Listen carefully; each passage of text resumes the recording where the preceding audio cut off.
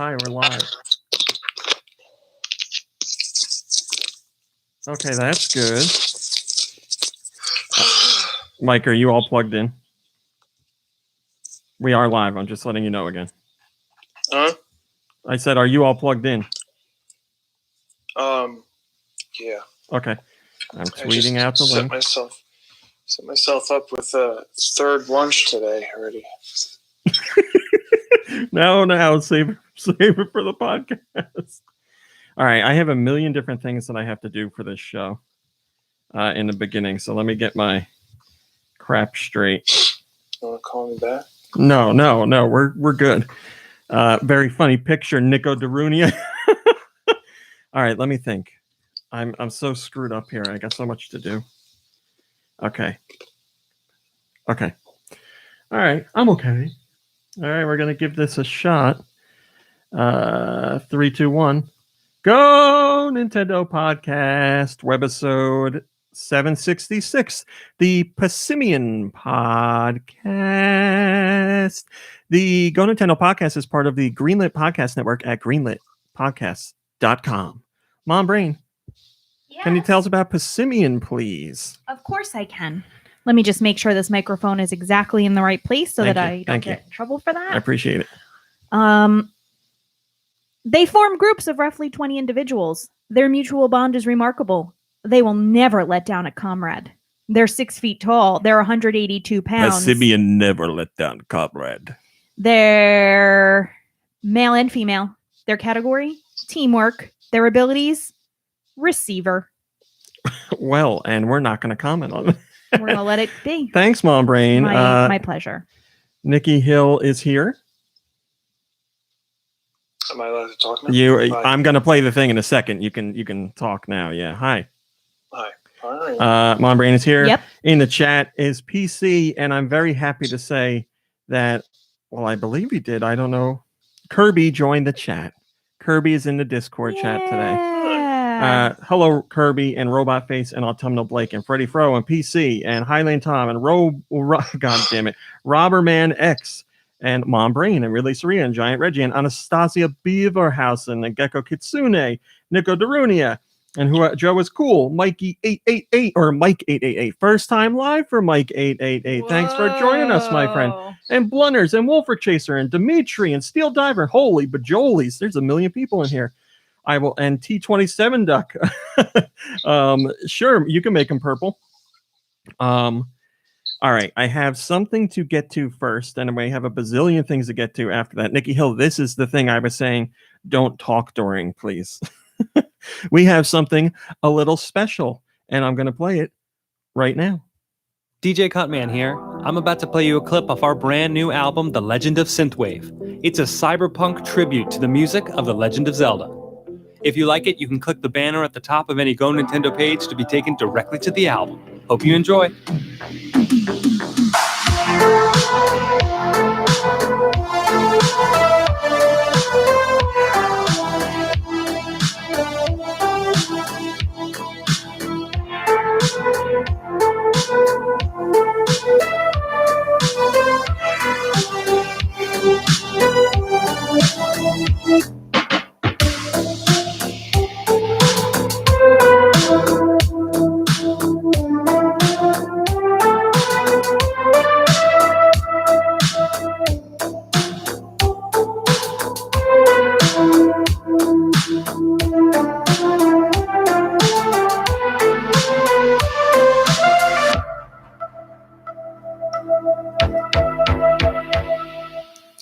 Thank you, DJ Cutman. Boy, if you were watching a live stream on that one, you got a hell of a performance.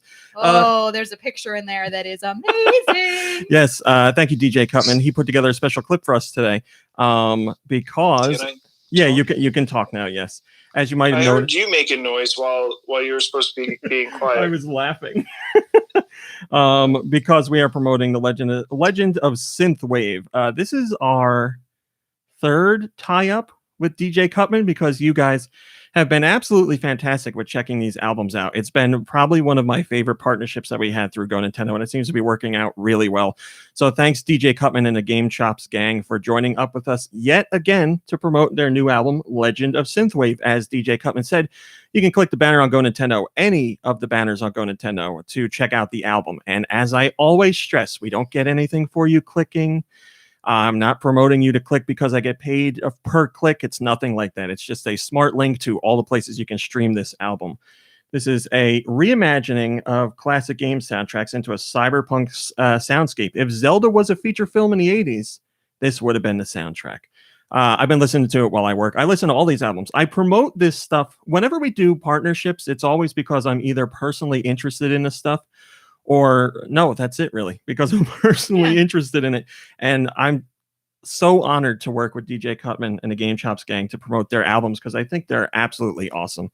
So there was Zelda and Chill, Mario and Chill, and now we have Legend of Synthwave. Ooh, there's a request for a Metroid one.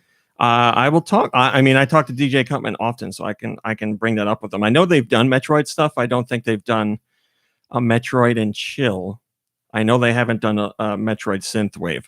I'll talk to them. Yeah, they're looking for input. But yeah, thanks to you guys. I think it was Zelda and Chill was the first album that they had that made the Billboard charts. It was the very first time we partnered up with them, and it made a Billboard chart debut, which is awesome. So click the banner. You'll see where you can stream it wherever you like. It's everywhere. Spotify.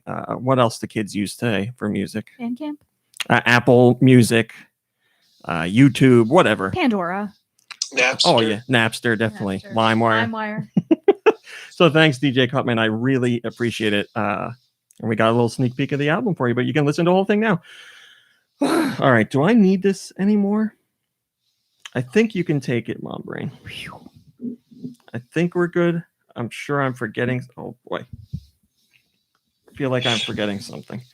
Whatever. Probably are. I usually do. I want to move on to a really, well, let me do this first. We are off. Hello, Josh. How are you this weekend? I hope you are feeling great and having a lovely day. No, not at all. Oh, Josh, I'm sorry. Why is that? Sure, whatever. Wow. A big hello to my fans. Someone's extra I am crabby the this week. world's best singer. Okay. Yep. That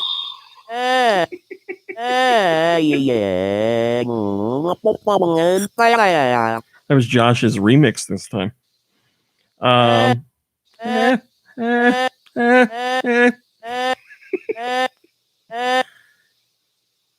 you done now, Josh? Doesn't anyone care what I think? What do you think, Josh? We'll just have to wait and see. Giant Reggie says we all want to see Josh Grobot and Game Chops team up. I'll talk to DJ Cutman about that. No, not at all. Is there room for a Josh Grobot Game Chops release? I don't know. I'll see what can happen. All right. I have a very special message from Love My NES, who reached out to me on Patreon, and he shared something that I thought was really nice. I wanted to share it with you guys, and yes, I got his permission to share it. So I will read it with you right now. Get it, love? I do. Love My NES says, "Hi, RMC. I've been a listener for about 6 years now, though I don't frequent the Discord that often. I keep pretty busy with work and a little one, so I don't have a lot of free time. Over the years, though, I've never missed an episode. I can always tune in for some great Nintendo news and a few laughs as well, which really means a lot. During this pandemic, I've really started to appreciate the things that make me happy and get me through the day, and your show and your site have been a constant for me over the years. I've been a gamer since my 6th birthday when I got an NES. I love that I feel like I'm part of a community with others who really appreciate gaming and all of the friends and companionships it brings. I just want to thank you so much for all you do. I hope you know how much your podcast means to me and so many others. Thank you again. Glad that you and your family are well and safe, and wishing you all the best. Thank you very much, Love My NES. We are very happy to do the podcast for you each week, and I'm happy to do the site. It might be a lot of work, and I might have gotten a little annoyed this week because I was like, how can there be this much news?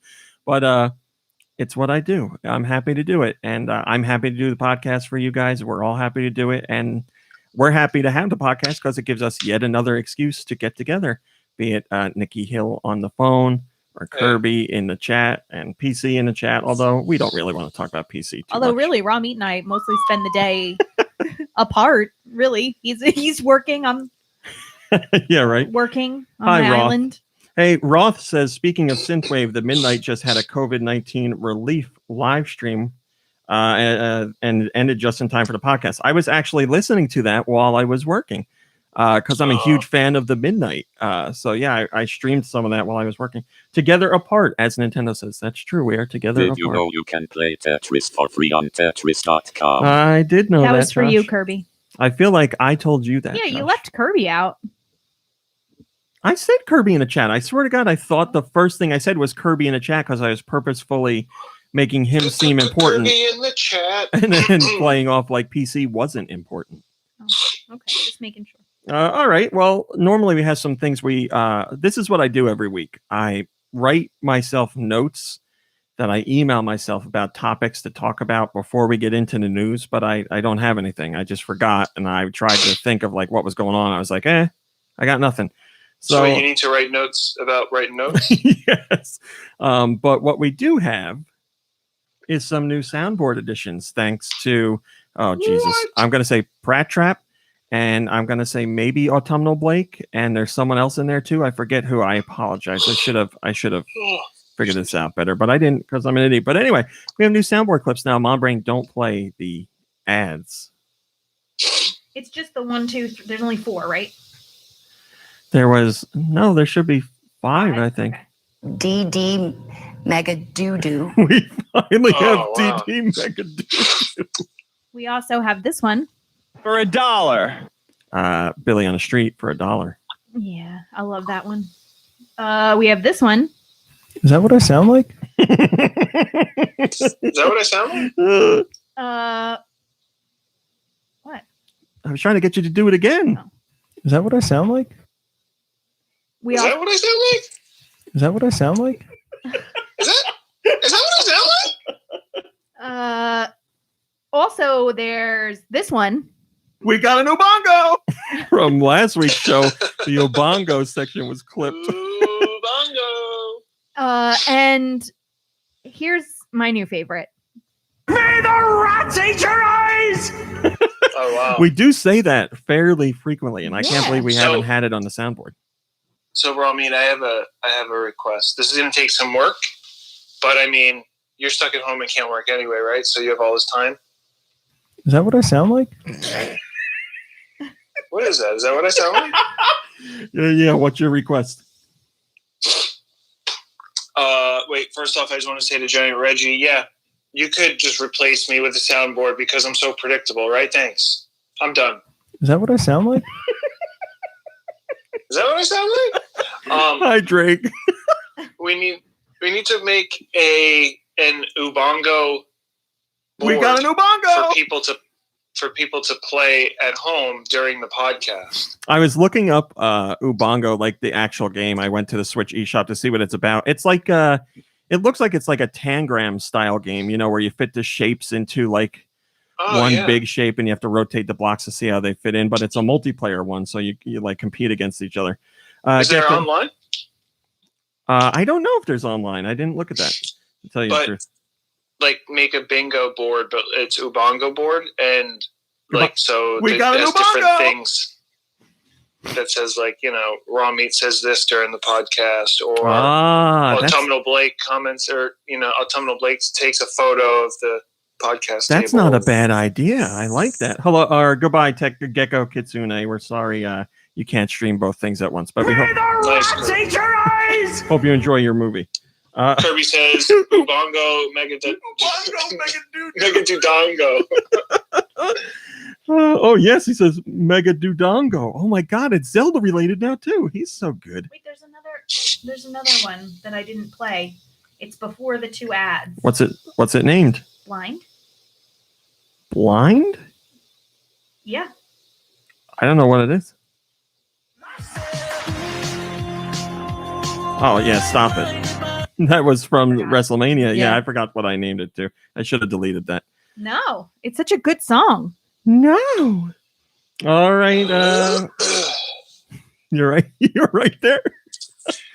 Dude. Yeah, just for reference to everybody listening, I was doing some stuff. I decided I wanted to do a gratitude list earlier, and while I was sitting at my kitchen table doing a gratitude list, trying to like clear my brain to start working on something, I got really tired, and then I ended up taking a nap, and I woke up literally 1.5 minutes before I got this phone call to be on the podcast.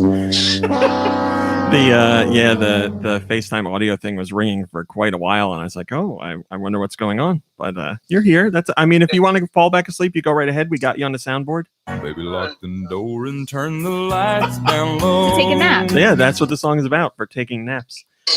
All right, let's Mom Brain, let's move into some news. I try and give you like a lead on it. Thanks, Mom Brain. So Lego Super Mario is on the way. It's coming out August 1st. The starter pack. Wow. The starter pack, and there's some expansion sets, whatever you want to call them.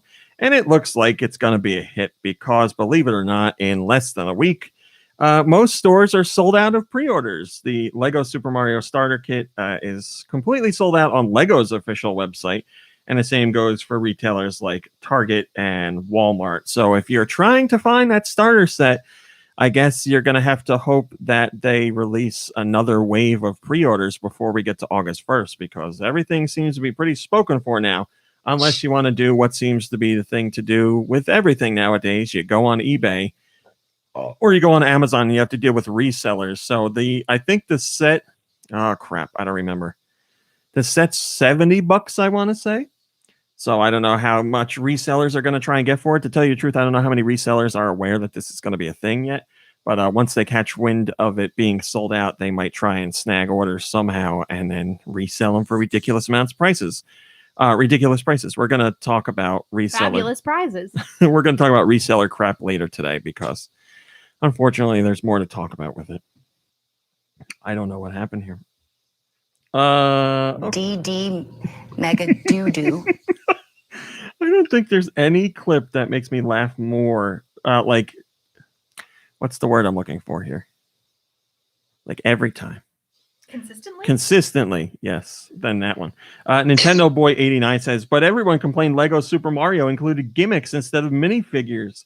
It seems disappointment will not affect sales this time, will it? It certainly doesn't seem so, although we don't know how many units were allotted to retailers, and we don't know how many units Lego themselves had. I would imagine Lego themselves would have a sizable amount. But whatever it is, whatever they put out, I don't know if they were expecting it to be sold out within a week, less than a week. So, well, people are also like home, just like waiting for stuff to happen right now. Well, yeah, but that would be sad if you're like buying it now and you're just like, well, and you mark down August 1st on your calendar and you just stare at the date. Hope we're out of quarantine by then. Well, they're probably like, I've been in quarantine now for probably 2.5 months, so we got to be close to August by now. Yeah, right. An interesting rumor popped up this week. It's, I mean, we're still calling it rumor because Pokemon Company and Nintendo haven't commented on it, but I'd say it's definitely more towards legitimate. There's Pokemon Yellow, yes. Pokemon Red, yes. There's Pokemon Blue, yes, and there is also apparently Pokemon Pink. There was a Pokemon Pink that was in the works, but ended up not becoming a thing. Pokemon Mega Doo-Doo. So the name of it was Pokemon Mega Doo-Doo. And why that one? Just leave me alone. Okay, you went from I'm never going to use just that. Be sound grateful effect. that she used it. I know That's true. you guys love it, so I do it for you. It's one of the best. Oh, No. I love it. Barf. We've done it, guys. Do Michaels has once again messaged me during the podcast. How does he do it? Well, he's got time. He could be watching it now, right? He is not. I How do you know? don't think so. Anyway, Pokemon Pink, where it's going to be another companion game, but it ended up getting canceled. We don't know who was going to be the star Pokemon in that one. But it may have been, well, obviously it's going to be one of the original 150. So just based on colors, could have been Clefairy or could have been Jigglypuff. And on top of that, we found out something else about Pokemon Yellow. So, Mom Brain, you know how in Pokemon anime, the Pokemon say their names. Yes. Well, in the games, they didn't do that at the time. Oh, okay. I was waiting for something. They have noises like terrible. Those are the Pokemon noises. Clip those for the soundboard. Okay. I want you all to know that Raw Meat makes those sounds on the daily. Like, no joke. Those are sounds that he actually does make. It's true. But they wanted to apparently include actual like Pokemon cries from the anime, but they had to lower they had to lower the quality so much that it just didn't make sense, because what you got in the game would take up a lot of space and it didn't really sound like the anime cry. So there is in the Pokemon Yellow source code a number of audio files that are straight from the cries of the Pokemon in the Japanese anime. Can you not call them cries? That's what they're called. It sounds so sad. Yelps. Screams. Sounds. There's another funny word. Gurgles. Pokemon gurgles, yes. Utterances. So they were trying to do it, but apparently, and we've heard discussion before about how they wanted to do that stuff, but they just couldn't make it work to a level of quality that they were happy with. So there's your evidence. That's not possible. It wasn't possible. KCST says, I vaguely remember that Clefairy was supposed to be the original mascot. That is true. Believe it or not, they weren't going to go with Pikachu. They were going to go with Clefairy as the star Pokemon. Clefairy was going to be the face of Pokemon, but they decided to go with Pikachu. I don't care. Kirby says you can call them Yelps of Agony. Yes, the Pokemon Yelps of Agony. Thank you, Josh. Hello, Sarah. I'm trying to jump into the chat because Mom Brain's not paying attention to. I'm paying attention. I said hello to Sarah. Did you? Yes. Mom Brain, I'm only teasing you. You're doing a great job. You know what? We appreciate everything you do, Mom Brain. No. I did not hit that. Okay, guys, let's get into news. Whoa. Someone's moving things along. Wow. Okay. We have a review of Cooking Mama Cook Star from Nintendo, if you would like to read that, and it's filled with all sorts of cooking puns. I know PC has been playing Cooking Mama Cook Star, and I don't know how she enjoyed it. She says, I'll give you my review. It's great in all caps. I read that in the chat that I'm constantly monitoring. Hi, highly unlikely. Is that gatekeeping? Says, hey guys, it's my wife's first time watching, and she says hello to Mom Brain and Manch. Well, guess this is what it feels like to be left out. Well, Manch. Over to you, Mom Brain. Manch, I would imagine he's not here, and I'm not going to bring him in because he's a nuisance. But I will have everyone know that Raw Meat convinced me to take out a puzzle that I've been waiting to do. In fact, that Nikki Hill gave me, and it's Cats Around the World, and it's fantastic. And so Raw Meat was like, why don't you take a puzzle on? I said, because the cat is going to ruin the puzzle. I know it. So yesterday I spent a few hours like organizing the pieces and getting the outline done and whatnot. 1,000-piece puzzle. Everything's fine. And today the cat discovers that the dining room table is now covered in puzzle pieces. He gets up, he lays down on them, and then he proceeds to start eating them and knocking them off the table. You got a great video of him like picking one up in his mouth and flipping it into the air. Yeah, he like throws it with his mouth off the table. Also, if you would like to check out this puzzle, you can go to my personal Instagram, which is private, but I'll accept you if I recognize your GoNintendo name.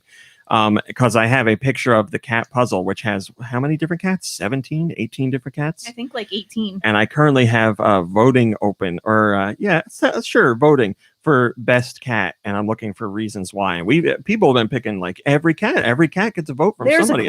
There's a tie for first place. I mean, I think there's a clear winner. You and I are probably on the same page as the clear winner. Although, are we? Well, there's one that nobody's talked about Hawaiian that I really Cool like. Dude cat is amazing. Cool Dude is a tie for winner with the nurse. Nurse cat is amazing. Yeah. I had a really hard time deciding. It's Yeah. tough. So did we. I had like But 6 like, there's favorites. one guy kind of hiding out in the background. He looks like, man, I feel like I gotta look it up now. I think he's got glasses and like a bow tie and a vest, and he's like a banker or something, or like he's a he a fat cat. banker? He is a fat cat.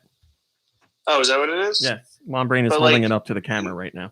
He's got fat bills too. I don't know. It's just pretty funny because he's got like that fan of money and stuff. No, Fat Cat is in my top 6 without a doubt. He was one of the ones I had to whittle it down from. And the Statue of Liberty, like the Statue of Liberty looks like a Autumnal Blake's got it in the Discord now. You can see. Oh, he just posted your Instagram account. Now everybody's gonna know your name. I just said that. I just told people to go there if they wanted to. Kirby, am I the only one who likes Cowboy Cat? Yeah, you are. No, somebody else likes Darlene, Cowboy I Cat. So yes, very the Statue important. of Liberty one looks like a garbage pail kid. It's like a real pudgy face. Anastasia Beaverhausen says, "I really like the round one in the middle." The globe? I don't think that's a cat. I had a good chunk of that globe put together, and the cat destroyed it. All right, moving on. But raw meat. So because you like things inside of things, you probably like number 11, the cat with the inside the mouse costume.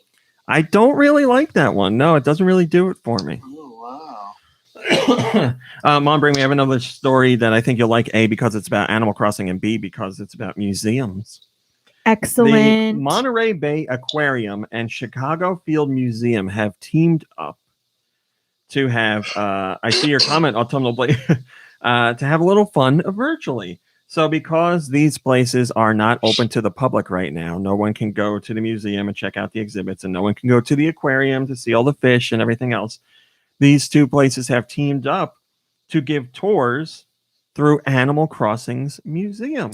I love it. But it's more than just like, hey, go in and look around. They actually have experts that are live streaming their museum to talk about in detail the things that are in the museum. For example, they have Emily Grassley, who is a fossil expert from Chicago's Field Museum. And she is talking about the different things that are found in the museum and sharing all of her fossil knowledge. So you can go to their official Twitter accounts or their Twitch accounts if you happen to find that first.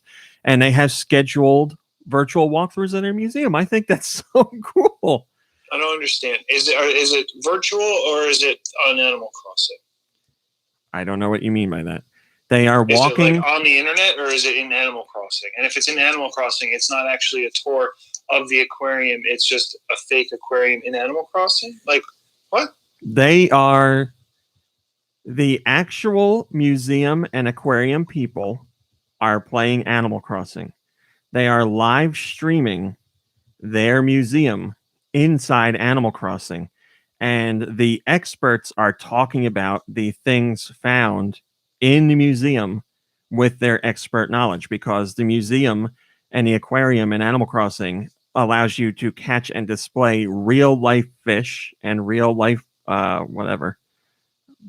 You do bugs? Excuse me, Steel Diver's leaving to go call his grandma. Hi, Grandma Diver. Does that clear it up, Nikki Hill? No, I'm still kind of. So there's an aquarium in Animal Crossing New Horizons. You got it. And when they're there sharing their knowledge, it's not video and it's not real audio. They're like typing text bubbles. No, it's video and real audio. How do you not understand it? You know how people live stream games? On the internet, yeah. Yeah, they're playing, that's what they're doing. This is just like a Twitch stream where they're playing the game, talking about stuff while they're playing Animal Crossing. Yes, but they're talking about the exhibits in their Animal Crossing museum. Have you ever played Animal Crossing, Nikki Hill? No. So, did you know that every island has a museum? No. Yeah, there you go. That's why he's confused. Yeah, in every town, there's a museum, and you dig up fossils, catch fish, catch bugs, and you donate them to the museum, and then they're put on display in the Animal Crossing museum. But they are real fish and real, like they're not they're made up Animal Crossing stuff. They're real creatures. And they'll give you like Blathers, the person who runs the museum, he like gives you a little explanation. He's terrified of bugs. Hi, Joe. Gotcha. Listen, Hi, after After Noob's, Noobs. it's After Noob's first time. Oh, I wanted to say that before. It's After Noob's first time joining us. So we apologize for whatever. After Noob says, "Yay, I'm in. Hello, first time."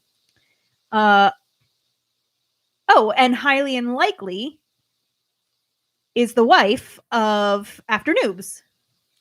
No. After Noobs is highly unlikely's wife. You said that backwards. Well, how do you know that they're not both wives? Okay, you're right, but I think you're just covering up for your mistake. Okay. We'll find out in a second. PC says, I've completed so many dinosaur skeletons. I never let Blathers tell me about my donations, though. No one has time for that. I think this is all a setup. I think Nintendo caused coronavirus to keep people home and playing Animal Crossing when they let's talk about launched it. something else. It's like being on the phone with my grandfather. No, it's all a setup because how convenient that there's a museum in the game. Come on. Well, I mean, wouldn't you say the same about Doom Eternal then? Because Doom Eternal was also delayed from its original date and also came out the same day as Animal Crossing. Came out the same day as coronavirus. Here's a wonder that I have. Oh, Everybody who plays Animal Crossing. So if you don't play, let me just give you the quick little background on this. You populate your island with islanders. You start out with 2, and then you go places and you meet other islanders and you invite them to come live on your island. Now, there are several islanders that I would like to have, mainly sheep, that I don't have. But when I go visiting other islands with potential new islanders on them, I feel really, really guilty not inviting them to come live on my island. So then I end up with people on my island who I really don't want there because I feel guilty, like leaving these poor little critters just like alone on these islands. I've finally gotten better at leaving them behind, but I don't know. Yes, Anyone but I else? have something to say about Animal Crossing. Mommy, Also, Thank you. Who's the best in Animal Crossing? Roald. Roald's definitely the best. Roald is the best. Yeah. All right. First comment comes from Number One Assassin, and they say, I'm not quite clear on what this story is about. Is this a stream to watch or a real life museum tour? Well, we just explained it. Were you not listening? You and Nikki Hill can get together to understand that. Nikki Hill's an expert now. In serious news, I'm in all sorry. seriousness, I wasn't listening. Oh, yeah, of course, Josh. Yes, Nikki Hill. I'm still a little confused about it, but let's move on. No, I can't. I can't move on because I want to dig into it. Go ahead. No. Explain. I'm not really that confused. But you're still a little confused. No, but where can I see this stream? You have to go to the Monterey Bay Aquarium Twitter account or the Chicago Field Museum Twitter account to get on links. Twitter. So I'm guessing they're doing it on Twitch, so you could also just search for their Twitch streams. What are you doing? Eating something? maybe. Yeah. All right. In serious news, allow me to be. Oh boy. I'm gonna mute myself. Thank you. In serious news, I am sad to report that Rick May, the voice of Peppy and Andros in Star Fox 64, has passed away. And unfortunately, he passed away because of the coronavirus. He had a stroke. He went to a rehab facility, moved into a nursing home. He was getting better. Unfortunately, at the nursing home, he came down with coronavirus. He was taken to the Swedish Medical Center near Seattle, Washington, and that's where he passed away, unfortunately. Rick also, besides doing video game voices, worked at he was a teacher at the Rekindle School, which is, I guess, a school that's more geared towards the arts. And he directed or appeared in over 300 shows at that school. And the Rekindle School has opened up a special email address if you'd like to reach out to his family to share your condolences. You can reach out through the email address rekindleschool@gmail.com. That's REKINDLESCHOOL gmail.com. So to all those, I mean, I don't need to say how important he was to Nintendo fans. He gave a voice to one of Nintendo's big franchises and one of Nintendo's bigger characters in Peppy. Mom Brain will attest. I have a beautiful Peppy portrait hanging in my office. It's one of my You have prized everybody possessions. in there. Yeah, I got the whole Team Star Fox there. And he gave us lines that are memes to this day, like "do a barrel roll." That was him. That was Rick. Do a barrel roll. Oh my God, I forgot we have it on. That is him. I'm sorry to say that he's passed away. We will not forget his contributions to gaming, and I'm sure his students will not forget his contributions to their learnings and their art and their wherever they go forward from here. Noxide. Was he not the voice actor in later games? It's a bit spotty. I want to say he was. That is not correct. I want to say he was in Star Fox Zero, but there's other installments I'm not sure if he was. But yes, he did reprise the role for some of them. Noxide says, "This is very sad. The virus was such an..." Oh, I'm not getting into this. Nope. Obviously, it turns into an argument about things, and I'm not getting into that. We are honoring Rick May. We are not getting into those kind of things. Honoring those people who took care of Rick May. Yes. And the family who Rick left behind. Wow, he was 79. Rest in peace. Moving on. The Switch has been updated to version 10.0.0, and there are some fantastic features in here. Mom Brain, I think there's a feature that you will really be happy to hear about. So first off, they added a bookmarked feature to news. Whatever. You can have a maximum of 300 news items bookmarked.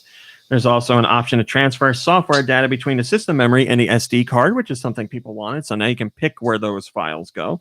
One of the big ones here is you now have the ability to remap your controller buttons. So if you have a Switch Joy-Con or if you have a Switch Pro controller, you can remap every single button to be whatever button you want. If you want the Switch Joy-Con's camera capture button to be the B button, you can do that. So We got a new bongo. you can save multiple profiles as well. So if you want like one game to control one way and another game to control another way, you just go in and select your favorite and it gives you what you set up previously. So it's really, really, really helpful. And as Mom Brain, I'm sure can attest to, this is good for people who have physical disabilities because sometimes they are unable to use two controllers or they don't have their full range of motion. And now they can set up controllers to more easily play the games they want to play. Be more accessible. And I think this is something that should be a part of every video game system from day one. I think that option should be there to allow not just comfort for traditional gamers, but comfort and access for people who may not have, what do you call it? Traditionally able-bodied people. Is that the term? So yeah, I think that should be there from day one, but at least it's there now. Also, they added a new section, user settings for play activity. They added new selections to a lineup of profile icons. There are specifically 6 new icons from Animal Crossing New Horizons, and Nintendo was nice enough to share an image of those 6, so you can check those out. And then finally, it's not a firmware update if there's not general system stability improvements to enhance the user's experience, which is the regular thing. Wow, I am impressed. We hear all the time. Wedge, I'm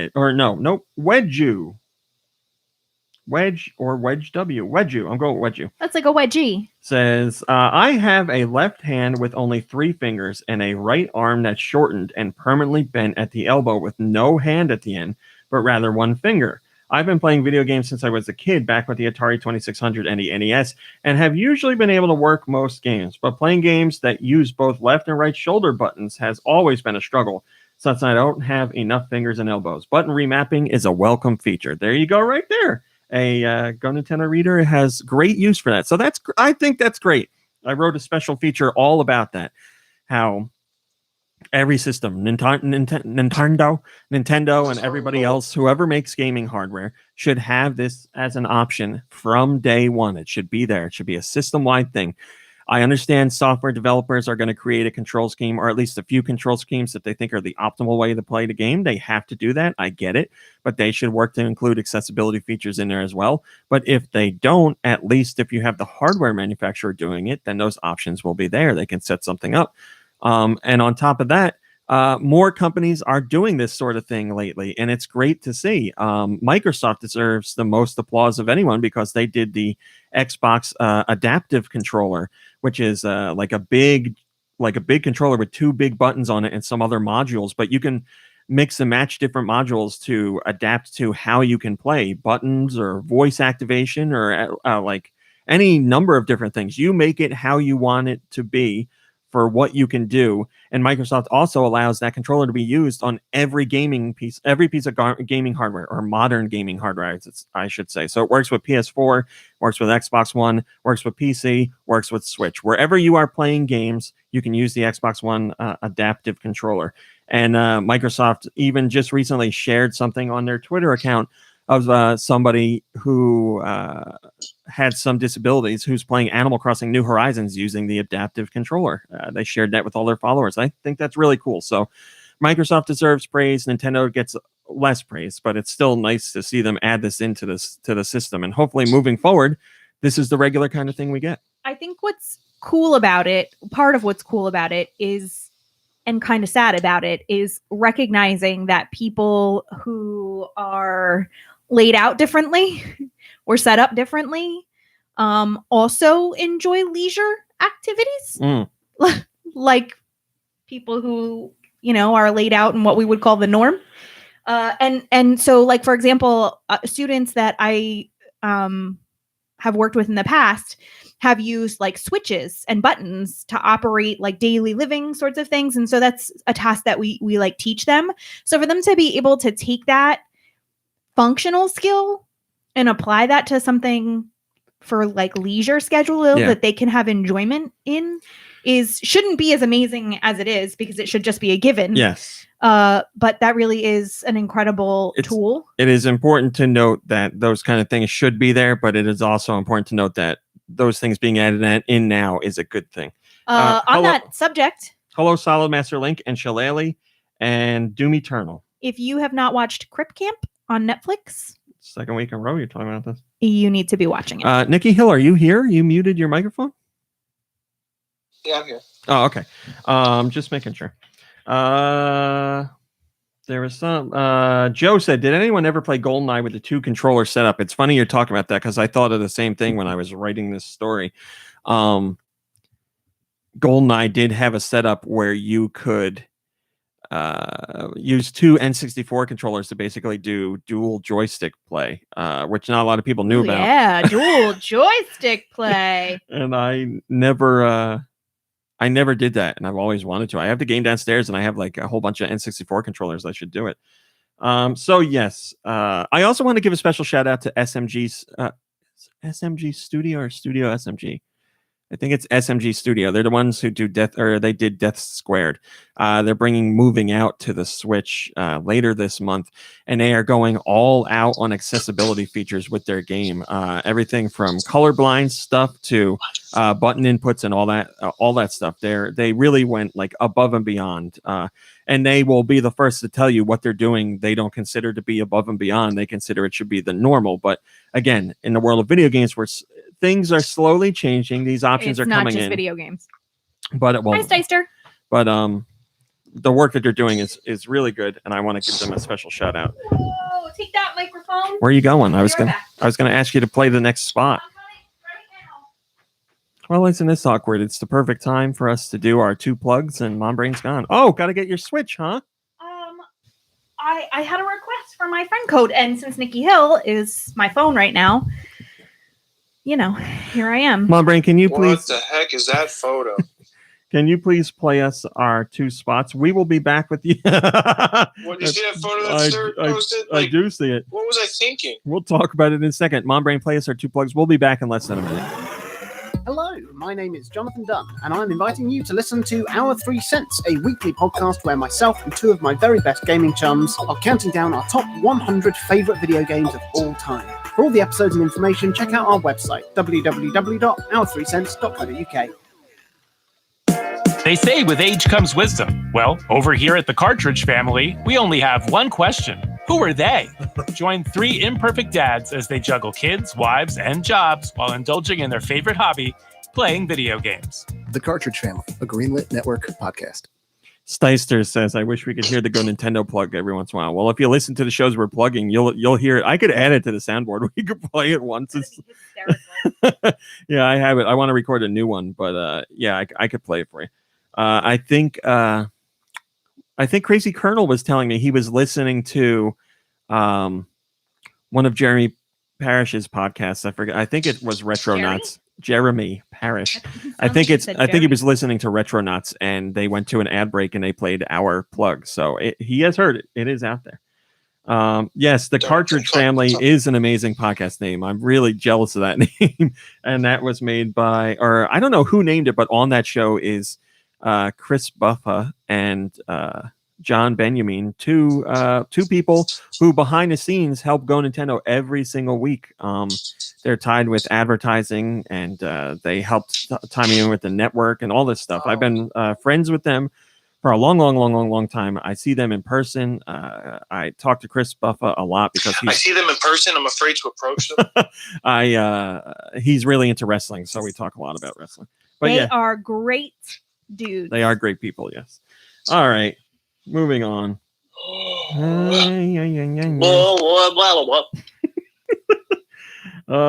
didn't make that a top story. You know what I need? Can I make a request? That you ask your dad to sing Josh Robot's song. I could do that. Yeah. I'd like to hear what he has to sing. I'm skipping that one. Data miners have dug into the latest Switch firmware update, which we just talked to you about, and it's led to speculation on future hardware revisions. We've heard about a Switch Pro. Everything good there, Mowbray? Everything all right over there? Knocking over the microphone, knocking over bottle. We've heard about Switch Pro rumors for a while now. Obviously, Nintendo hasn't said anything, but there's people who are apparently in the know who say, "Oh, it's coming." Well, in this firmware update, which again, take with a grain of salt, we don't know what it means. A data miner by the name of Mike Heskin was poking around at what the firmware update had, and he found preliminary support for a new hardware model labeled NXABCD. Furthermore, 3 of the 5 new DRAM profiles are for this hardware type. And there's also evidence of some sort of secondary display being added. So now not only do we have rumors of a Switch Pro, but now some kind of second display. So we're going into the Switch DS or something.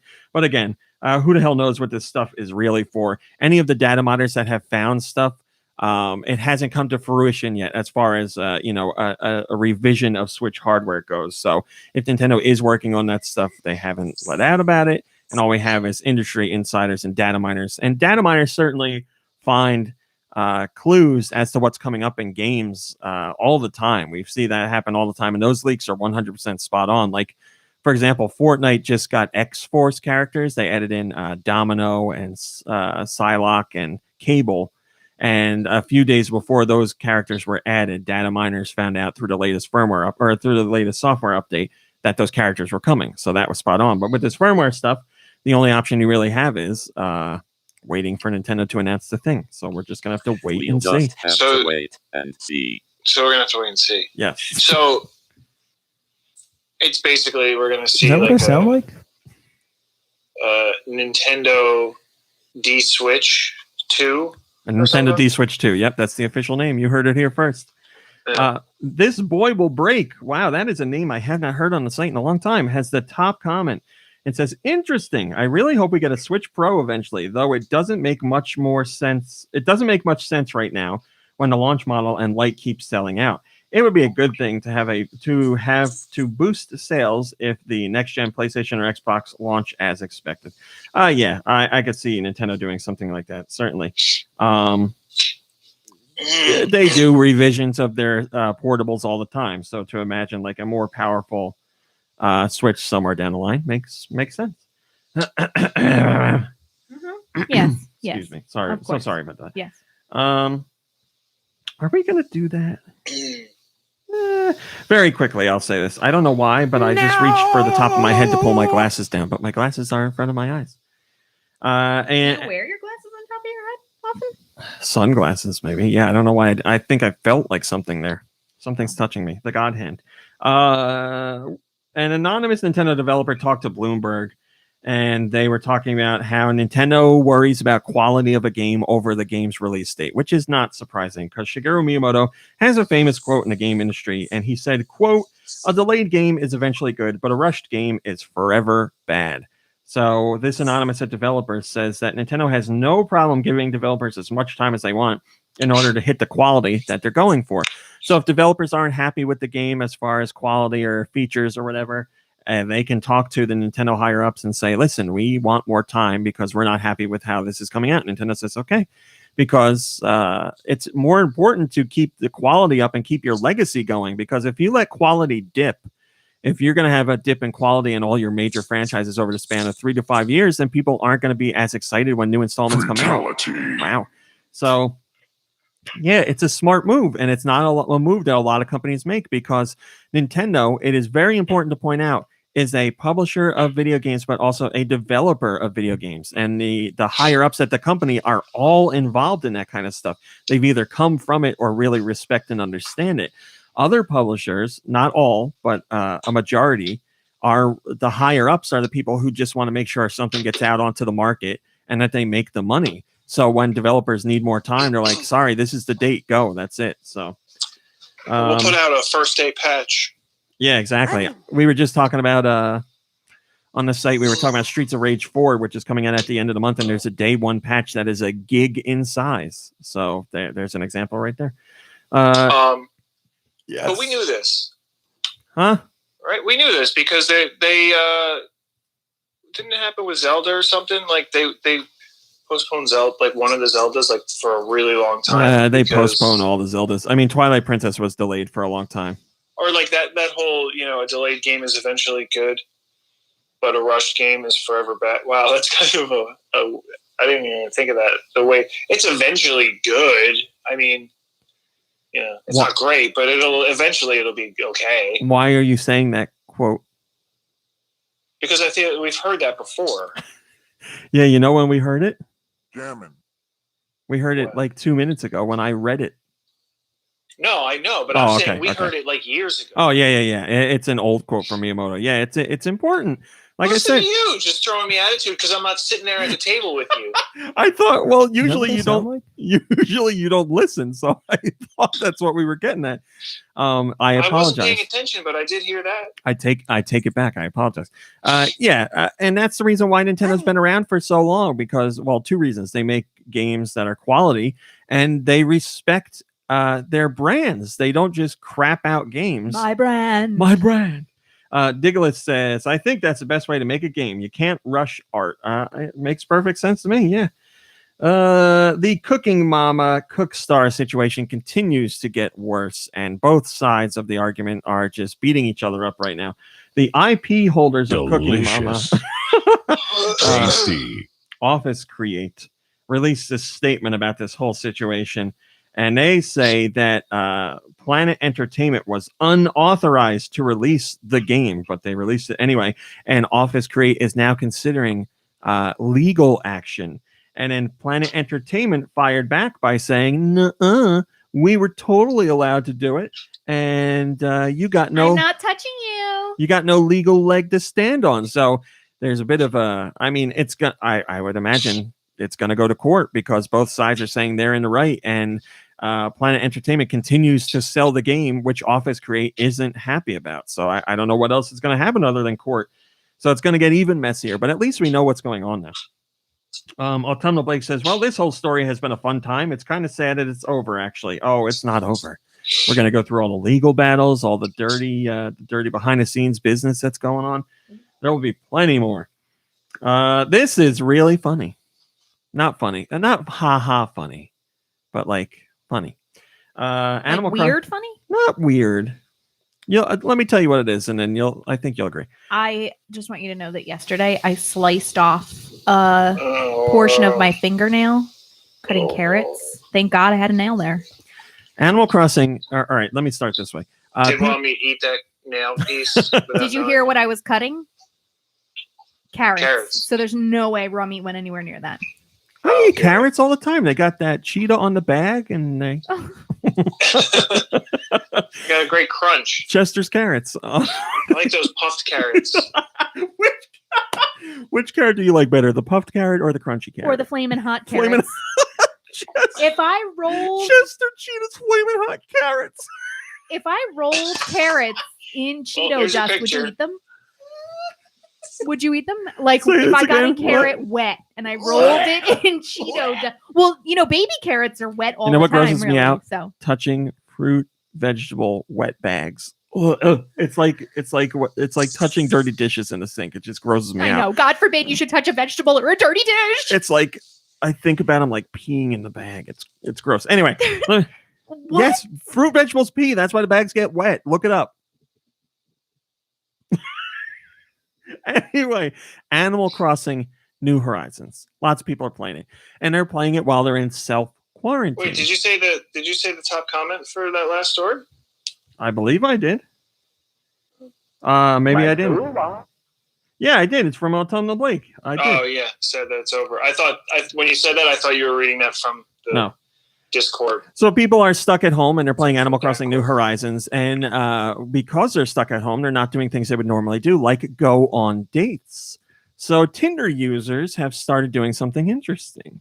Not only are they listing that they're playing the game on their Tinder profile, they're also going on virtual dates in Animal Crossing. So in real life, you would get you'd get yourself ready. You'd think of things to talk about. You put on your best outfit and you'd head out. And you get to do some of that in Animal Crossing. You certainly put on your best outfit, and you certainly think of things to talk about with other players. So. I put on a great outfit today. So also the other day, I bought like a full-on Carol Baskin outfit. I can't tell. I'm pretty excited about it. So yeah, is that essential? Is that considered essential in Animal Crossing? Oh my God! Really?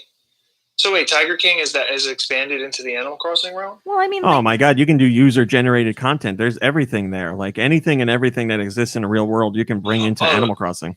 Yeah, I mean, it's not like I saw some people designing hats and stuff. Yeah, it's not like it's like a Carol Baskin brand, but yeah, I got that's what I got, PC. But I have like a Kathy crown. Ireland brand, Carol Baskin brand. There you go, Cindy Crawford brand. So yes, Tinder users are going on virtual dates in Animal Crossing, which I think is, as far as what we hear of Tinder all the time about how it's just a whole bunch of really horny people getting together for hookups. I think not that that's wrong, but I think it's kind of nice that they're going on like wholesome dates in Animal Crossing. Autumnal Blake says, I did have a nice candlelit Animal Crossing dinner with someone yesterday. Not a Tinder date, though. Just showing a friend around. Well, isn't that nice? Mom Brain has invited many a friend to her Animal Crossing. Little friends, too, like kids. I had our friend reached out yesterday, and he was like, my kid needs a shovel. How do I do that? And I was like, well, you could wait for Blathers, or you could just come to my island and he could buy like whatever he wants. So the kid literally just like showed up on my island, and I was like, look, you could do whatever you want. Just don't dig up my flowers or break my rocks. And he like came and went, and that was it. And then my best friend, her kiddos, she has 3 young boys, and one of them I've been playing Animal Crossing with, and we send each other presents, and she has to stop him at 6 a.m. from calling me to like sit on the phone and play Animal Crossing together. He never went to sleep, or he's up that early? No, he gets up there early. Yeah. Hiley and Tom says, in a jaded world, Animal Crossing is refreshing. He also says, Gail told me I deserve nice things, and I just about broke down. Also, lots of comments in the chat about how good you look. Well, because I said, I swear I washed my hair today, because if you look at it, it looks disgusting, but it's getting all like brittle. It's like beach hair. It's getting like super brittle, so I did like an oil treatment. Corona hair, don't care. So, I think your hair looks great. Thank you. And your shirt, phenomenal. Well, all right. And it really goes with the pants that I'm wearing today. Sorry, my socks are slipping on the floor. What are we doing here? Oh, pink unicorn pants. Yes, very nice. And striped socks. Beautiful. It's the perfect outfit. Corona fashion. Crisis Remastered has been officially announced for the Switch. So that means EA has at least 2 games coming out for the Switch in 2020. Crisis. Wow. Crisis Remastered. So the first time Crisis is on a Nintendo platform. When did that game come out? And Burnout Paradise is coming to the Switch as well sometime this summer. Yes, Christ. I don't know when the original remastered games. Good job, EA. Well, the Crysis Remastered is being handled by Saber Interactive, who we've talked about a couple times on the podcast because they really know their way around Switch ports, and they did The Witcher and a whole bunch of other ones, so they know what they're doing. So it should be handled quite well. But yeah, I don't remember when Crysis came out. I got it on the PC when it originally came out. All those. What do you want? Yes, go ahead. In the actual restroom, please, not here. Yeah, I got Crysis when it originally came out on a PC, and I really loved it. But I ended up not liking the Crysis games after that. So I'm actually really excited to play this one again. It's been quite some time since I played it. First comment comes from the Destructo94. And they say, so many Switch games and ports being announced out of nowhere and on a daily basis. At this point, I think every third-party game in existence will find its way to the Switch at some point. There really are a lot. Just this past week, we got the official confirmation of Void Bastards coming to the Switch, which is something that was rated for a while, but we didn't have confirmation from the developer. But yes, Void Bastards is coming, I want to say this coming week. So it's every week, yeah, it seems like there's another port or a new game coming up. They did the Ghostbusters game. Did you say that? I did not say that. The only one I said was Witcher. They've done a lot. I think in last week's podcast, you said a whole bunch of games that they did. No, that was a different company. Oh, was it? What were you talking about? Virtuous? Maybe. I don't remember because that was last week. North America. A lot of stuff has happened in a week, and also nothing has happened. So. North America, what do we got this week on the Switch? We got Shovel Knight, Shovel of Hope. It's the original standalone Shovel Knight game, if you didn't have that. Later Daters, Mom Brain, you need to play this. Later Daters, is that for like old people? You're the newest resident at Ye Old Retirement Community, where you'll meet a cast of charming seniors who are all eager to greet you. It's a lot like summer camp, but with orthopedic shoes, bridge clubs, and way more gelatin. Customize your look, name, history, and gender as you date and flirt with 8 fetching residents of Ye Old. Adventure, passion, and transformation are all on the table in this role-playing simulation. Who knows? Maybe these will turn out to be the best years of your life. This is made for you and PC. You both love Golden Girls. PC just goes, this sounds incredible. It's like living like Blanche, basically. So yeah, I think you two should check that out. And I will feature your review. Also this week, A Fold Apart, AFL Evolution 2, Arcade Archives Plus Alpha, Billion Road, Blind Men, Can Androids Pray Blue, Car Trader Simulator, that one's for Vitamin G, Crash and the Boys Street Challenge, Double Dragon 2, Double Dragon 3, Finding Teddy 2 Definitive Edition. Listen to me. If you have not played Finding Teddy 2, you need to play it. It's a great game with a real weird vibe. I like the soundtrack. It's got an interesting look. You don't need to play the first one because I didn't play the first one, but I played this second one. It was released on Wii U and it was called something else, but check this game out. Who is Teddy 2? I don't know. Freak Out, Calamity TV show. Galaxy Warfighter, Help Will Come Tomorrow. Hyper Jam. We need it today. Indie Gems Bundle, Nonograms Edition. Ita, Kawaii Dethu Desu, Last Fight, Legends of Amberland, The Forgotten, Crown. Nope, let me try that again. Legends of Amberland, The Forgotten Crown. There you go. Lost Artifacts, Golden Island, Magicolors, Make War, Meta Champions, OMG Police, Car Chase TV Simulator. Oh my God, my brain, it's for your dad. Did I ever tell you about the VHS tapes my dad ordered? Hold on one second. Let me finish these, and then I'm very excited. I don't think we can talk about those on this podcast. Pixel Cross Adventure, Purrs in Heaven. Purrs? No. Purrs, Purrs.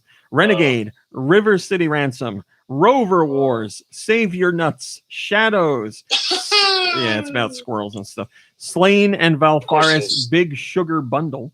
Sniper, Super Dodgeball, Super Pixel Racers, Tani Nani. The Casebook of Arcady Smith. Get your hands off my Tani Nani. You touched my Tani Nani. Save your nuts. Ooh, you touched my Tani Nani. The Fox Awaits Me, Theme Park Simulator, While True Learn, And Zed, all right, tell me about these VHS tapes. Okay, so when I was a kid, probably like single digits, right? Like I was young. My father was in the bar downstairs watching like a football game or something, I think, or maybe like a race. And who can tell? All those sports are the same to me. So he's some watching, guy's racing after something. And a commercial comes on for world's greatest car chases on VHS. And then I think there was like helicopter rescues, maybe. And like Bond, we got to get the bonus helicopter rescues. My dad's like, get the number. He ordered them, and we had them for. I like to imagine this was like last year that he's buying VHS collections. Can I text while Nikki Hill is on? Let's not. Do okay, it. well, Let's I'll text them later and ask them about it. They'll both remember. My dad was like really excited about it, and then we had like the big entertainment center, with like the glass doors that you pushed, and it like sat in there in the entertainment center. I don't know that we ever watched them. Joy. I don't think we ever touched. He's probably going to be like, "Oh my god, I forgot about those. I got to watch them." Yeah, we're gonna look for them on YouTube. But it was like a, like a compilation. I'm sure I know the guy who did the narration. You know his name, Nikki Hill. He was the guy on Titus. Stacy Keach. I bet Stacy Keach did the narration. Guy Bones has the comment that I was looking for. Guy Bones says, "Is it Bimmy and Jimmy?" No, he says, "It is Bimmy and Jimmy time, boys." That's right. Double Dragon. Good question, Romy. Bimmy and Jimmy. Nikki Hill. How long was Finding Teddy for you? I don't remember. I would say maybe 4 to 6 hours. Okay. What are the next European masterpieces? Let's find out with Nikki's sweet releases. That is beautiful. Is that what I sound like? All right. So I'm a little more awake now. Let's do this. This is European downloads for the week of April 16th, which... Is that what I sound like? That week just passed, didn't it? So we have Boot Hill Bounties, Path of Giants, Doubles Hard. Doubles Hard. Yep, Doubles Hard. Zhead. It is Zhed, yeah. So Zed. Can androids pray blue? Is that what I sound like? Kawaii, Desu. DD Mega Dudu. While true, learn. Parentheses. I don't know. Learno. Make war, no gravity games. This doesn't sound real at all. AFL Evolution 2, that sounds like a real game. Double Dragon 1, it's a dragon. Double Dragon 2, The Revenge. Double Dragon 3, The Sacred Stones. Crash and the Boys, Street Challenge. Is that the one that we played? I'm gonna need more than that. We played, yeah. No, it's the one that it's like Gang Olympics or something. Oh yeah. You're right. That's it. Yes. Yeah, that game. The game is fun. Definitely challenging because of, like, the controls and stuff. But it seemed like you were enjoying it. Yeah, I have heard of it. Let me try this again. I heard of it a million years ago, but I never played it. Finally played it as part of the Double Dragon Kunio-kun collection, and fell in love with it. Yeah, it's fantastic. Yeah, so it's like, oh, you're gonna go check out the Boys Street Challenge? Yeah, I'm thinking of crashing it. I'm thinking of crashing the Boys Street Challenge. In let's see the description. Super Dodgeball, Super Dodgeball, River City Ransom, Renegade. These are all old games. Yeah, they took the Kunio-kun Double Dragon collection, and now they're letting you buy the games individually rather than having to get the whole bundle. Gotcha. So River City Ransom, Renegade, Arcade Archives plus Alpha. Then there's the Indie Gems Bundle Nanograms Edition, which includes Pixel Cross Adventure and PictoQuest. Save Your Nuts, Sniper. Ooh, very nice. Finding Teddy 2 Definitive Edition. We got a new bongo! Lost Artifacts, Golden Island. Later Daters, Billion Road, Galaxy Warfighter, The Fox Awaits Me. What is that about? It's a visual novel. Oh. Super Pixel Racers, the casebook of Arcady Smith. Arcady? Yeah, I don't know how you're supposed to say it either. Magicolors. Purrs in Heaven. Oh, that's the old Eric Clapton tune.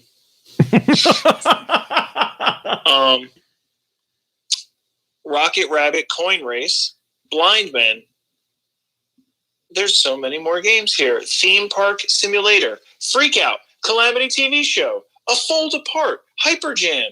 Rover Wars. And that's it. That's all. There's no more. You really did a good job there at the end. Oof. Yeah. Guy Bowen says, Later Daters, Sexy Seniors. And then he has that weirdo puppet that I love. That's a meme. I don't know what it is. I don't know what animal this is. I don't know, but it's creepy. The shifty-eyed animal puppet, which is great. Where is that? Oh, it's in the quotes in the comments. Yes. Thank you, Nikki Hill. That was lovely. Oh, excuse me. Oh, I'm reading the phone. Sorry. What is happening? Is that what I sound like?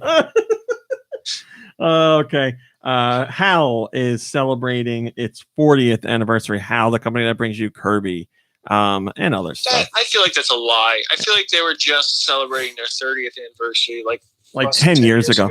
And Q, a Box Boy and a whole bunch of other stuff. And this week's issue of Famitsu includes a whole bunch of comments from some big names on HAL's importance. I'm not going to read you all the specific comments because there's a lot. But if you are interested, there are comments and compliments from Shigesato Itoi, the man behind the Earthbound franchise, Masahiro Sakurai, the man who needs no introduction, but I'll introduce him anyway, the Smash Brothers creator, and obviously worked on Kirby as well. Shigeru Miyamoto, the T-Table upender. Junichi Masuda, the Pokemon man, and Tsunekazu Ishihara, also president of Pokemon. So all of them talk about how HAL is important, what HAL has done for the game industry, and how much HAL still has ahead of them. Talk about how you've made it when you can say that you're the president of Pokemon. I have this guy that for like the last 3 years, I'm going to say, emails me. And he signs his emails as the president of Pokemon Company in like 2060. Like he signs that and he tells me like, I'm willing this to happen. We got a new bongo. I will be the Pokemon president. I'm like, well, I wish you the best of luck. So cool. Let's see what happens. Zombie Aladdin says. Wait, the president of Pokemon, like the company, or president of all Pokemon, like leader of all Pokemon? The Pokemon will elect him. I said company, so the company. Zombie Aladdin says, I had wondered about that logo ever since I first saw it. I thought Tier mascot was a dog that lays eggs, or a dog with puppies that looks like eggs, and I had no idea what it meant, or even if it had a deeper meaning. Yes, the HAL logo is probably one of my favorites, definitely one of Mom Brain's favorites. For sure. The dog. It's the wiener dog laying in a nest with eggs. Because it just finished eating the egg's mother. Here you go. I'm going to read it. It's from Shigesato Itoi. I will, since it came up in the comments. He says, there was a request to make a logo for HAL. I approached a number of ideas from various angles, but considering the theme of an unexpected bond, one that brings about the birth of something new, I proposed a picture in which a dog protects eggs and keeps them warm. The illustration was created by Mr. Akiyama. I wasn't reluctant for its consideration. I was confident that it was a great concept. I was looking forward to seeing what kind of response it received, but I remembered Mr. Owada being open and honest, saying, is that so? I see. It wasn't quite like many people, he says people weren't into it. He says, I have always wanted HAL Labs to thoroughly represent this logo and concept. I hope the entire HAL team will continue to be a brand that warms even nicer eggs. I mean, it's a great logo. It's so unique. I love it. I really do love that logo. It is a great story. What time are we at? What time is it? 4:30? Who cares? 3:15, 4:30? Yeah, we're not that bad. There's this. So again, everybody's in self-quarantine. But sometimes not everybody. Most people are in self-quarantine. And you might have kids, and sometimes you're looking for things to do. and you want to get the kids out of the house, but you're not allowed to walk around. So one mom was like, you know what? I'm going to take my kid in the car and we'll go for a drive, because the kid wanted to play Pokemon Go, which you can play from home, but still the kid wanted to go around and get some stuff from Pokestops and whatever. So the mom's like, yeah, let's do it. They drove around in the car very slowly, made some stops, let the kid catch Pokemon and go to Pokestops. Great way to do it. Perfectly safe. And also a perfectly reasonable response. There was one lady in this neighborhood who was like, what is this weirdo car doing? There's this car going like 10 miles an hour and it's stopping at random spots. What the hell's going on? So it kept happening over and over. Neighborhood watch, like you. That's right. It kept happening over and over. And the lady's like, this is weird. Something's going on here. She called the cops. Perfectly reasonable response. The cops came out, found out who this was, tracked him down, called him out on the road, and the lady explained what was going on. So the cops were like, oh, okay, everything's fine. She didn't get in any trouble. Threw them into quarantine in the big house. The kid's doing hard time now. The lady who called the cops found out what happened and was horrified. She's like, oh my God, I can't believe I did this. So what did she do? She got a special Pokemon sheet cake made. And she went to the neighbor's house. She went to the neighbor's house and left it on the front steps. She knocked on the door and left it on the front steps and ran away. And the lady inside got the cake and thought it was a great story. So she shared it on Facebook and it went all over the internet. The cake has Pikachu, Bulbasaur, Charmander, and Squirtle on it. And it has a special message that says, sorry, we called the cops on you. I love that, like, somebody had to write that on there. I know, right? Ask for that to be written on there. Great. It's a great story. Often we hear people being annoyed with others playing Pokemon Go and being like, get out of my neighborhood, get out of the park. This is like, oh, I made a mistake. Out of my neighborhood. Here's a cake. I really like that. Game Freak 613 says, icing on the cake. Ha, glad I read this one all the way through. Nice punchline. Thank you very much. Because at the bottom, the words on a cake, as I said, say, sorry, we called the cops on you.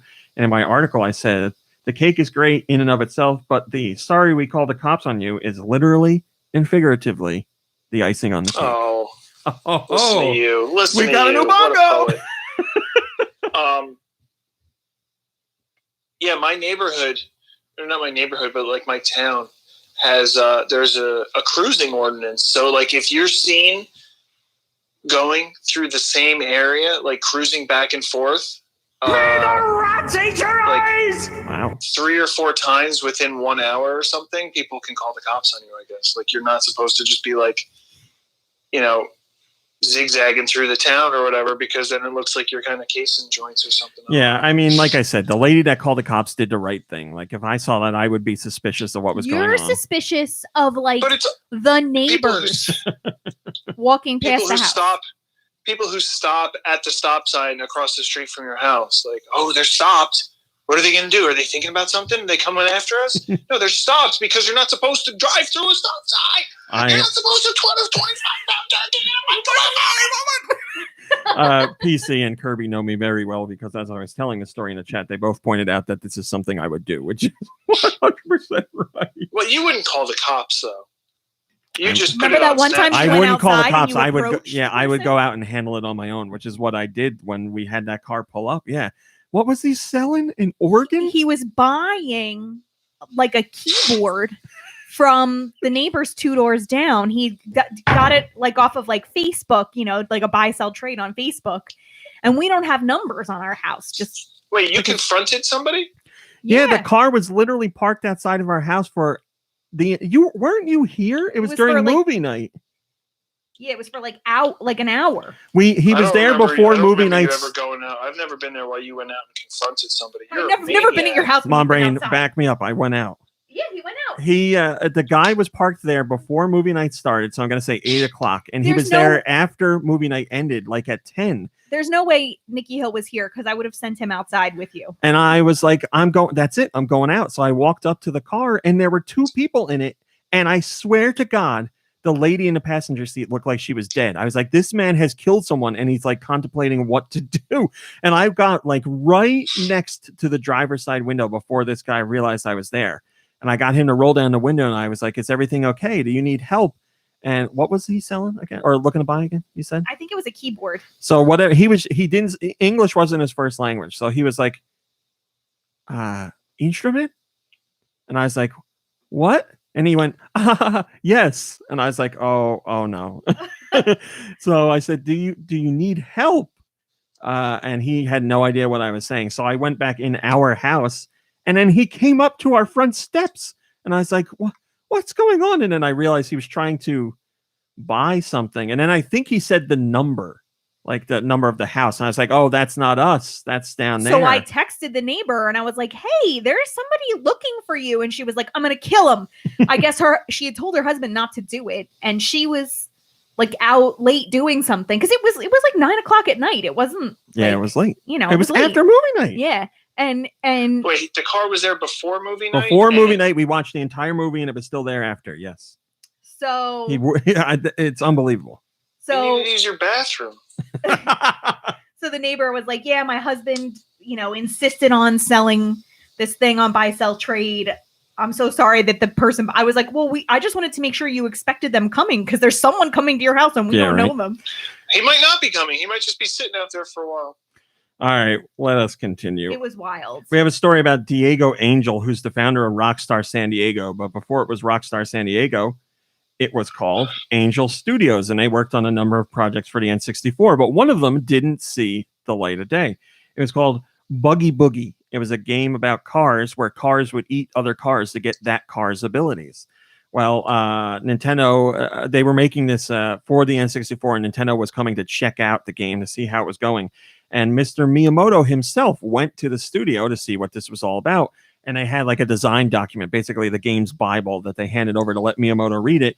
And it did not go so well. This comes from an interview with Diego Angel himself that was over at Polygon. He says, quote, Mr. Miyamoto came to the first meeting in San Diego. We had the honor that this mother effer came to us.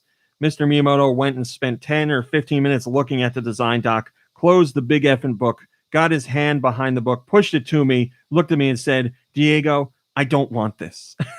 My balls got frozen. I lost my legs. I said, F, I blew it. He said, this is not what I want. I said, what do you need, Mr. Miyamoto? He said, I don't want any game designs. Let's spend the next 3 months working on the technology and making sure it feels good. He says, you're going to throw away most of this shovel. And that's the end of the story. I'm sure Miyamoto didn't say shovel. This guy has colorful language. But Mr. Diego goes on to say that he really appreciates, Mr. Angel goes on to say that he really appreciates that they did this because this was in the first 3 months and it didn't look like it was going well. They did the next round and the project didn't pan out and they stopped. He said Nintendo's way of handling things, albeit to the point, saved everybody a lot of time and money. He said, instead of this budget ballooning to millions of dollars and us spending 2 or 3 years only to have it canceled, this was done and dusted within the first 6 months. So he said they really appreciate the way that it was handled. Cinders has a top-rated comment, and Cinders says, this really highlights the difference in approach Nintendo takes when compared with other development studios. Most studios start out with a concept like this: cars eating cars. Wouldn't that be cool?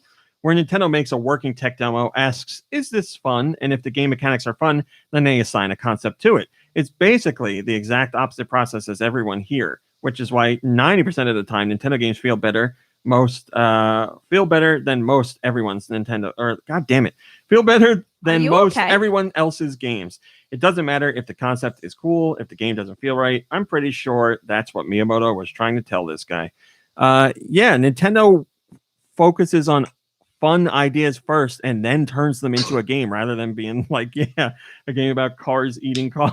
Yeah, somebody thought the idea of cars eating cars and stealing abilities, kind of like, I don't know, Kirby, would be like a fun game. Well, Nintendo didn't feel the same way. Right. So that doesn't mean that they did it wrong. They just... Well, there's no right or wrong way to do it, but what they're saying is... apparently is, and Miyamoto didn't want that. Well, that's what they're saying. They're saying Nintendo makes the demo for what they believe is a fun idea and then plays it and says, is it fun? Whereas other companies make a whole big design doc for the whole game before they have anything playable, and they're like, isn't this idea cool? Because you can have a cool idea that turns out to be a crappy game or a game that's not fun. But if you have something that's fun to play in demo form, then you expand it. Yeah, but in time, a game could turn out fun. Or good. Sorry. Okay. Dang it. Animal Crossing, or no, let's do this. Nintendo's developers say that Tom Nook is misunderstood. Mom Brain, tell us how you feel about Tom Nook.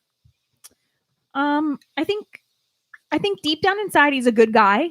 I think he's just an entrepreneur and he's trying to make a buck. I mean, I think he's a reasonably honest dude.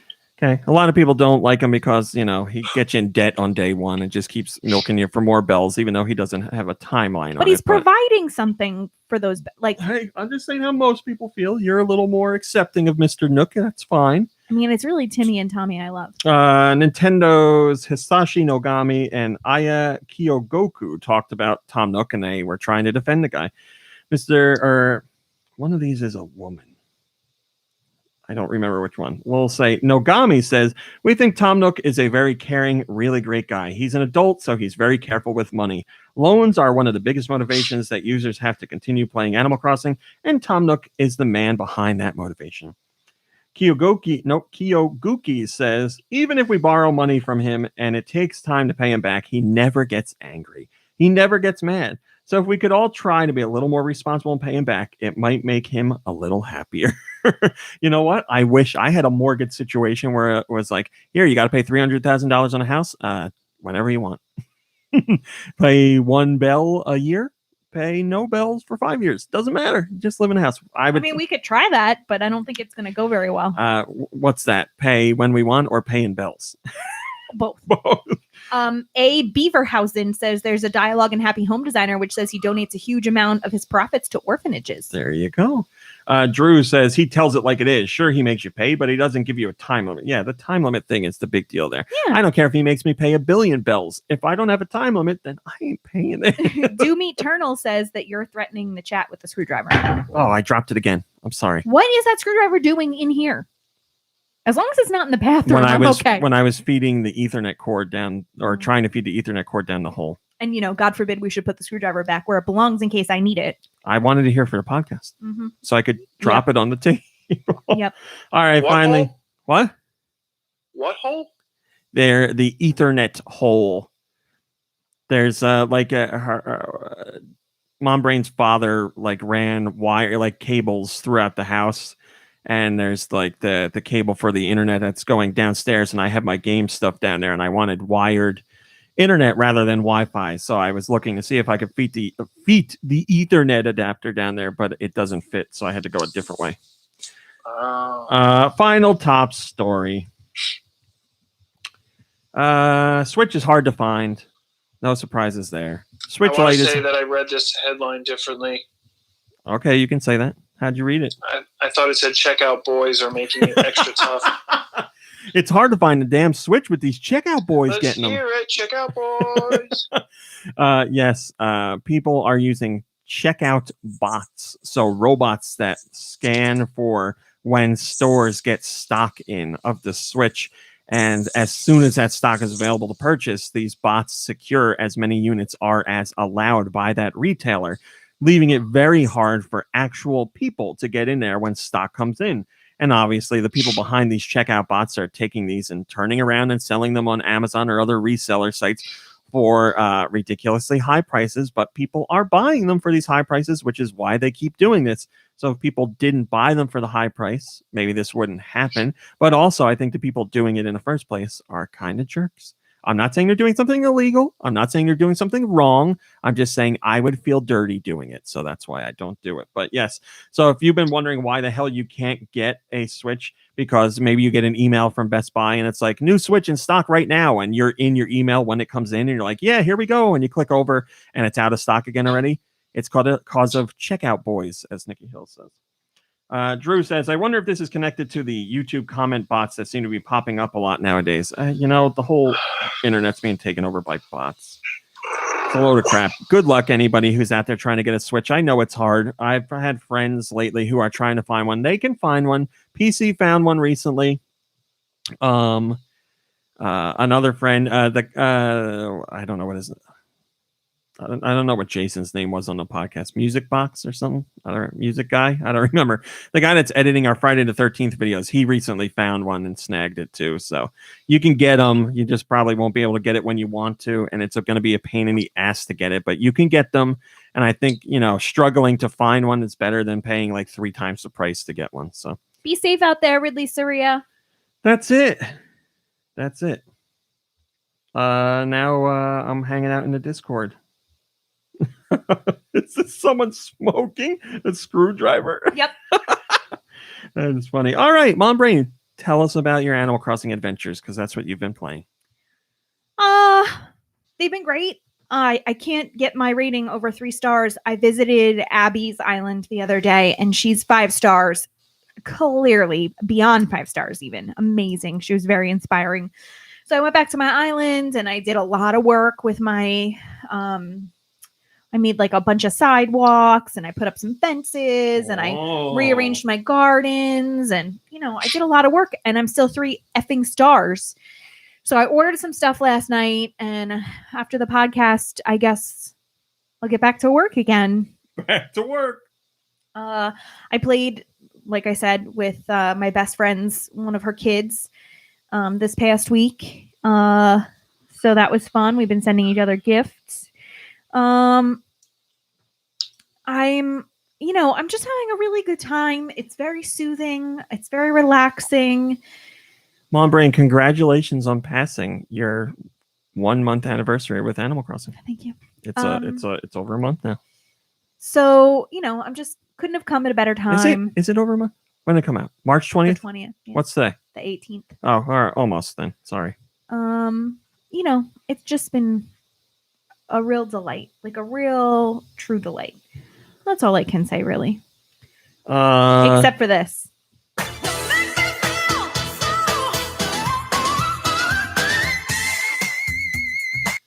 She's all over YouTube now because she sang some song from home that's from like Hercules or something, and she did a good job. I don't know. People seem to like it. I don't know. From her big, beautiful home. You know what? I mean, we have a beautiful home. She sings. She makes money. I don't know. What do you want? I will not have Ariana bashing on this podcast. Number 1 rule. Ariana. Yeah, I'm thinking of Whistle Tones. I understand that it's not her. Oh. Whatever. She's not the mother of Whistle Tones, but she's the current queen of Whistle Tones. Mm-hmm. Are you saying Mariah Carey's crazy now? Yeah. Which is sad, but Ariana, I don't think is crazy. She's crazy cute. All right. See, here's why Ariana is better, because she played with Nintendo Labo. That's it. There you go. Done. Nikki Hill, what have you been playing? Ariana Carey, yes. What have I been playing? This week, I think the only 2 things were Call of Duty, bro, Warzone. DD Mega Doo. Brother? Is that what I sound like? Is that what I sound like? Warzone. With you guys online, and I played and completed Axiom Verge. Wow, I am impressed. Wow, very good. I didn't think you would have completed that already. Yeah, well, I mean, my dog is very unhappy with me. I put a lot of time. I didn't think that was going to be a 20-hour game, and it took me like 21 hours. But you did it. I did it. What did you think of it? I want to know what you thought. I think it's very incredible that one person did it. I looked at him up afterwards, and because I didn't realize, so he was already a game developer, and this was like a pet project. Yes. But still, that doesn't make it any less impressive. Like, the game is enormous. I really like the abilities that you get. Like, I like the glitching ability that you get. Yeah. So you're not going to be happy with me. I cheated. I used a walkthrough. I didn't use a walkthrough. It's really hard to use a walkthrough on that kind of game unless you do it from the beginning. But what I did do is I played it for a long time, and I cleared a lot of the. So I played it for a long time, and I was like, man, I'm still at 50% of the map. Like, what's going on here? What am I missing? And I guess there was like one ability or two abilities that I didn't have that I really needed. And so I just got to the point where I looked up the maps just so I could see so I can reference and compare what I've done and what is left. Because I was looking and there was like, I didn't see many walls that were passable. Yeah. And everything. So having that and just going like area by area,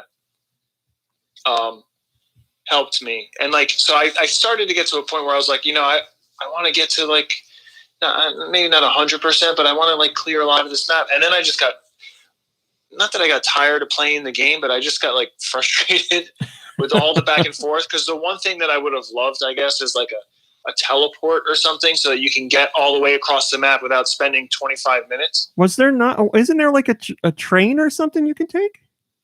In the middle of the world, but you still have to get from like one corner to that area and then all the way back across. So it was a lot. So I was just like, all right, I think this is it, Sally. My dog's name is Sally. And I was like, I think this is it. We're going to go. We're going to go to the end.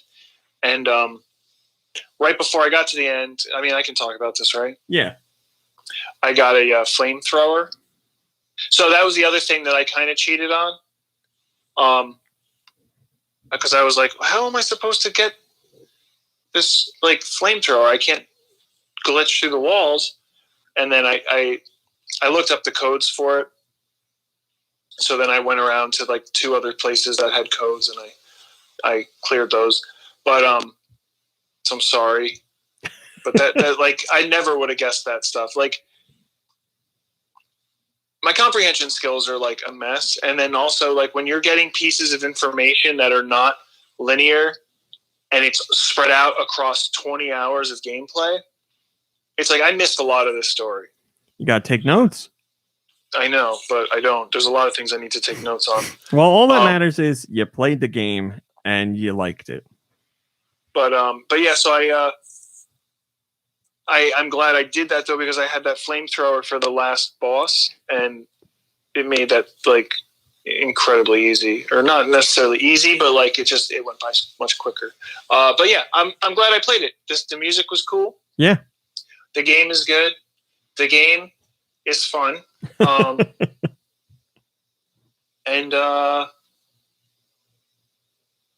it's really like, I'm getting to really appreciate the creativity in people and like the writing and like the ideas that people have. I want to be more creative, but then like I experienced something like that where like this is one guy and the stuff that he's coming out with, like the world that he created is crazy and super detailed. And it's like, I really appreciate that, but it also makes me just want to stop. Like it's like, I'm never going to make that level. Like I need to chill out. Use it as inspiration, not as a reason to stop. Yeah, but for me, when I go to like when I think it's inspiring me, I look back and it's like, oh, I just did like a copy and paste job, or like a what is it? A copy and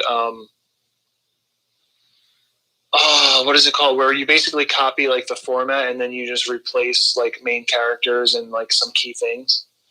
Plagiarism? I don't know what you're talking about. No, it's like a cut and replace or something like that. I can't remember. It was like a writing project back in like 7th or 8th grade where like we had to like come up with poems and stuff, and like we took the format just to help us learn how to get formats and stuff like that. But did you know you can play Tetris for free on Tetris.com? I did know that, Josh. Thank you. Highly Unlikely says that's one of my favorite modern Metroidvanias. Yeah, it's a really good one, and we're all going to get more of it this year because the sequel is coming out on Switch sometime in 2020. Yeah, that was a really great story. Thank you. So that was pretty cool. So thank you. Also,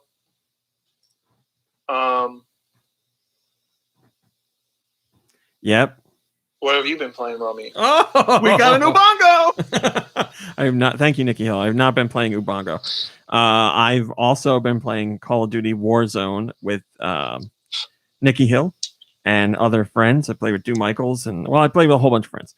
And I'd say last night when we played, we had a good amount of fun and a decent amount of success. I'd say it went pretty well. We didn't win, But we got up there. Yeehaw! We gotta celebrate. Sorry. We had fun. It's exciting. It's action packed. The game is free, so what's not to like about that?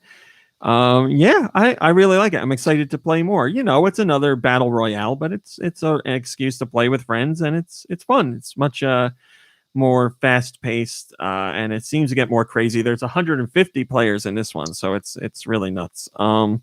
And I've also been playing with Name of Austin. We've been playing that, but doing it's just me and him. So we do trios and lock the party. So it's really just a duo for us. But we had some good luck too, and we've been having fun. It's just a fun game. It's a battle royale. You know what battle royales are all about now. You get in, try and last to the end, and you usually don't last to the end. So I'm having fun. It's definitely the Call of Duty game I put the most time into. Probably ever, because Call of Duty isn't really my thing, but I like playing with friends and I like battle royales, so it's good. Played that.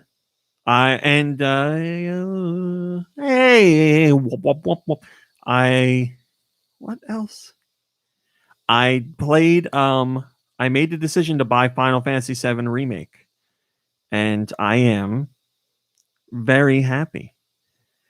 Shut up. I don't care. My only complaint is the voice acting, which is something I imagined I was going to be upset with to begin with, because I heard the voice acting in the trailers and I was like, boy, that doesn't sound good. And in the game so far, I'm like, boy, this doesn't sound good. Not everybody's bad, but there's some bad ones in there. Sephiroth in particular is pretty bad, which is very disappointing. But boy, oh boy, the rest of the game makes up for it. It's a gorgeous game. The gameplay is completely different, obviously. Like, it's not a turn-based RPG anymore, but the battle system that they worked up is really interesting, and it kind of gives you, there's certain aspects to it that give you the vibe of Final Fantasy VII, waiting for like a certain amount of time before you can use special moves, and when you go into use special moves, everything around you slows down to almost a crawl, so you have time to plan things out. It's really, really interesting, and it really makes battles feel intense and fun. But I think my biggest tip of the hat might have to go to the soundtrack, because Final Fantasy VII soundtrack was amazing to begin with, and they have done a unbelievably good job updating that soundtrack while still paying tribute and respect to the original soundtrack. There's little flourishes that happen in the songs now that didn't happen before. They change up pacing of some of them, but they really do pay respect to the songs from the original.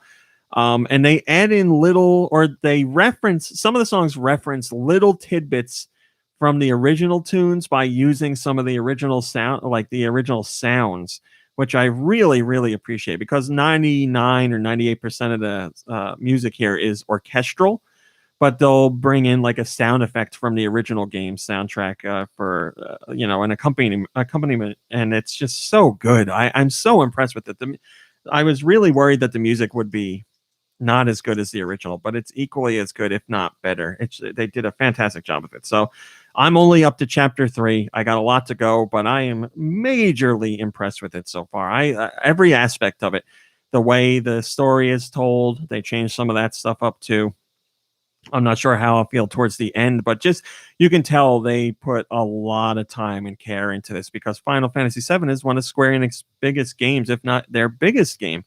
So many people hold that game near and dear, so they really approached the remake with a lot of caution and a lot of respect for the source material, and it really shines through. So I'm super, super impressed with it.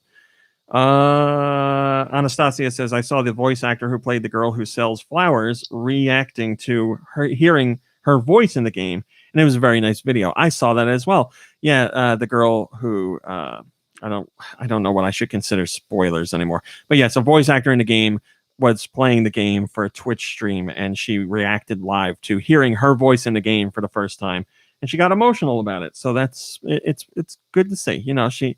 She's a part of one of the biggest RPGs of all time, most renowned RPGs certainly, and she was happy about it. I think that's really cool. All right, that's it. Okay, let's do. I'm sorry, I'm just tuning in. What did you play? I played Toon Blast, and how do you like it? Did you get to the winner's circle or And I played Sudoku as well. I did too. Let's I am the world's best singer.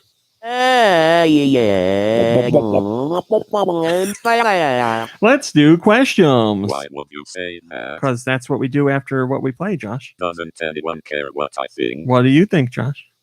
Sure, whatever. All right, we'll do questions. Send your questions to GoNintendoQuestions@gmail.com. Where? GoNintendoQuestions@gmail.com. They can be about Nintendo. They can be about video games in general, or they can be about whatever the F you want them to be about. Today's email question comes from Super Duper Pooper Scooper. Super Duper Pooper Scooper's question is, I've been listening for the last year, although I've been using the site since mid-2000s. Me too. Just wanted to start by saying thanks for the years of info and entertainment. You all make my Mondays more entertaining. Aww. As for my question, what were your initial career goals coming out of high school? How different were they from what you do today? Thanks for everything. Mom Brain wanted to be a teacher. Mom Brain is a teacher. Hey. That's it. Don't You speak talk for me. yourself. Go ahead. How about that, pal? That What were was your Josh. career Josh goals, was pal? speaking. Yeah, I mean, I knew always that I wanted to be a teacher. I don't really think I'm fit for any other job besides a job in some kind of education or helping profession. But I did not at all anticipate. Hit her. I did not anticipate being the kind of teacher that I am. Nikki Hill, it did sound like that to me too. I did not hate her. I did not. So, being involved in like special ed and autism and ABA was not at all on my radar when I was in college. In fact, funny, we should talk about this because last night I dreamed that I went back to college, back to Kutztown as a grad student, but like, hey, we're all going to get laid. But like I wasn't paying. I was like, I'm just here trying this out. But eventually I will probably end up. Wouldn't it be good if that's how it worked? Yeah. No, I'm not going to pay you. I just want to see I just want to get my feet wet. Sounds good. Eventually I will end up as a director of special services, a principal, a superintendent, something like that. I'll probably retire as superintendent. Super Nintendo Chalmers. Nice. Nikki Hill, how about you? I've been playing Warzone, and I've played and finished Axiom Verge. Sorry. I don't know. I think I wanted to be involved in television production for quite a while. There was a time there where I wanted to be an actor or something, but I'm not really sure I have it in me. I do. I've I've seen you recreate Shawn Michaels stuff. You got it in you. A dancer, you certainly Oh, are. that's sir. true. That's true. A performer all around. Oh, come on now. I appreciate that, but PC's seen it. Oh boy. Wow. PC knows how good you are at Shawn Michaels. Yeah. But yeah, I mean, of course, when somebody wants to get into like film or television production stuff, it's like, the original like aspiration or whatever is like, I want to direct movies and stuff, but like then you realize when you get involved in it, it's like not everybody directs movies, and like there's also a lot of management stuff in that I'm not really cut out for. So things kind of evolved for me, and I'm glad they did. You know what I was thinking coming out of high school? We went to Nikki Hill's final film school presentation. It did. It was Nikki Hill on a blank canvas, rolling around in paint, naked for 4 hours. Making squiggles with his wiener. Filmed it. So there was Weenart. Oh man, you just I have blew my mind created with that, Weenart. and now I forget what I was going to say. What have you been thinking, Raw Meat? Come watch me do my weenart. Guys, my Weenart show is this Friday. If you want to come check that out. Oh, it's happening.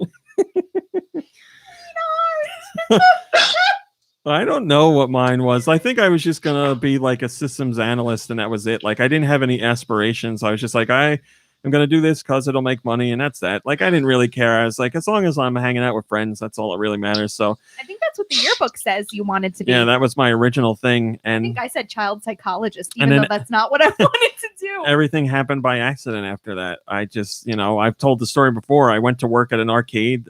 They hired me my first day there. Nobody else was there. And then the arcade closed a week later. I decided to try and write for another site. I think it was GameCube Land. I think that was the name of the site back then. And I got to the final round of being picked, and I picked the other person.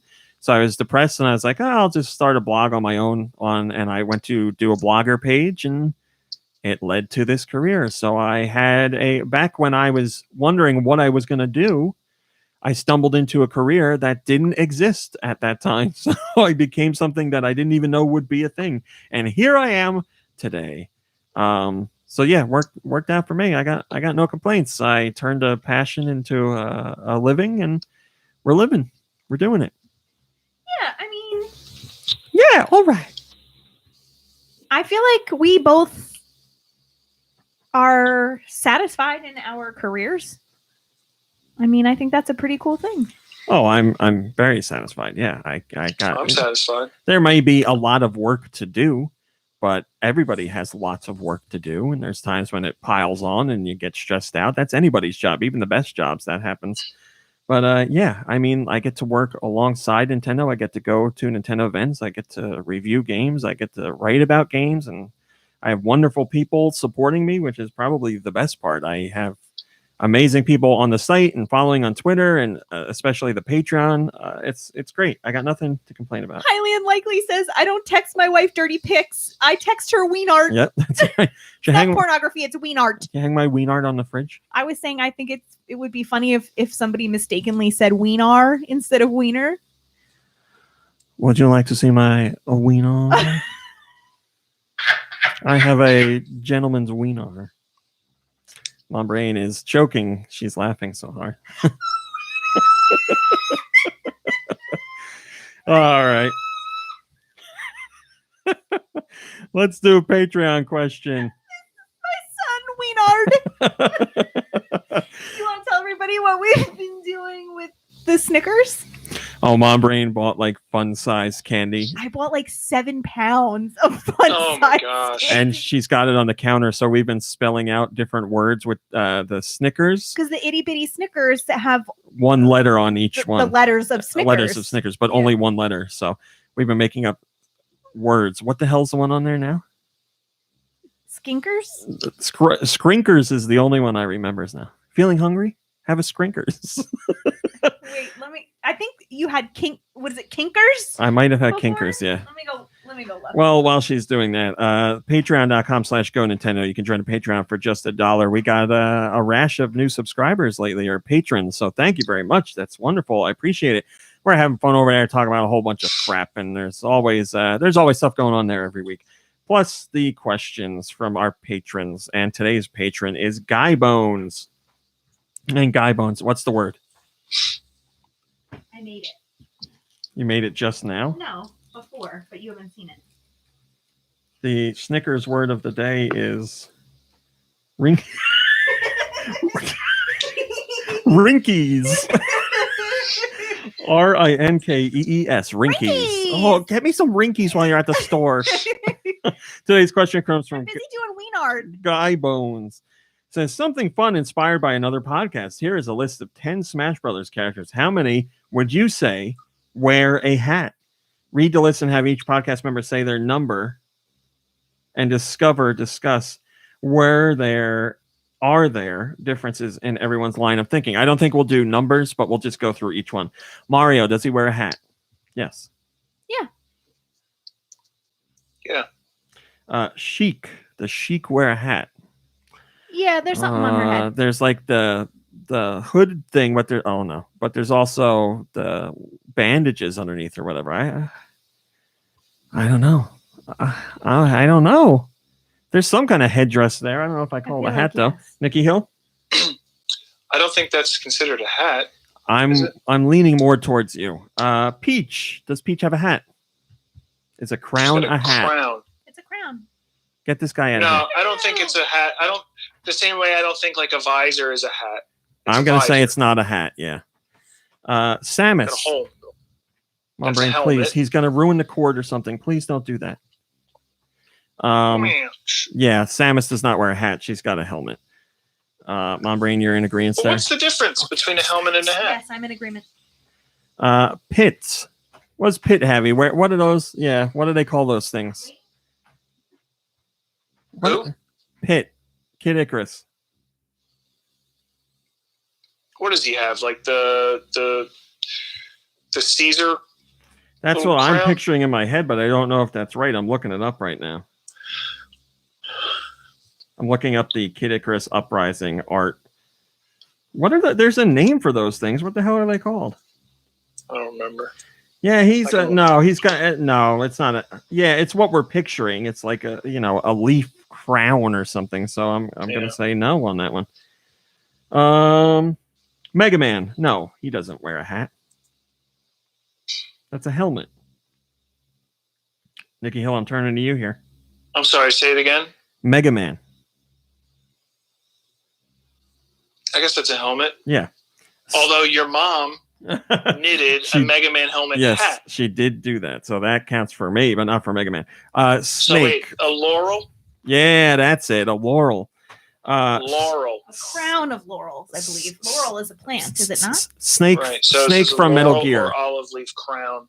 They're commonly called wreaths, but they're worn on top of the head like a crown. Oh. Snake from Metal Gear. No, he's wearing a bandana, but just like, not covering the top of his head. Dr. Mario. Dr. Mario. No, he's got the doctor thing. Yeah. That's not a hat. Olimar. He wears a glass helmet, so that's not a hat. That's a fishbowl. And ice climbers. No, they're wearing hoods. So the only one we say are really wearing hats are Mario. Mario. That's it. And we were iffy on Sheik. But the only one definitively is Mario. Okay. Right? Sure. I feel like we came to the conclusion on that pretty definitively. Okay. I feel like now I didn't tweet out the live stream link. Uh-oh.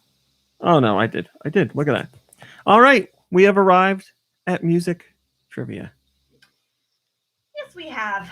This has been a jam-packed show. All right, then, kids. Let's see. The first song... Whoa. I got music. You want to hear it? You want to hear it? Oh. Well, send your music to gnpodcastmusic@gmail.com. Where? gnpodcastmusic@gmail.com. Nikki Hill, do you have anything to say? Send your song. Oh, is that what I sound like? There we First go. song comes from Autumnal Blake. Oh, you don't have the thing. Right. This is Cadence of Hyrule. Yes, it is. Well done. Thank you. Next song comes from Blood Ocean 07.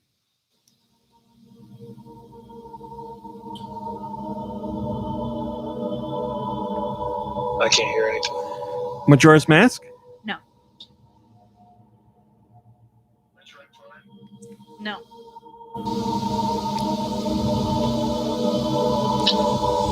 What system? How about Nightmare Creatures? No. Cube. Eternal Darkness? No. Resident Evil. No, it's very loud on there. It's Resident Evil Remake on the GameCube. Hey-o. Sorry, Nikki Hill. Yeah, it's not like a song. It's like an ambient thing, really. This one comes from Char.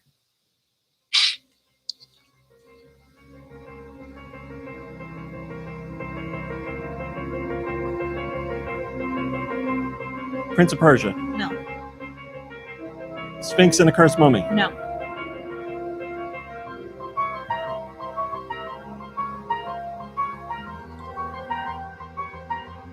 What system? Switch. Bloodstained. No.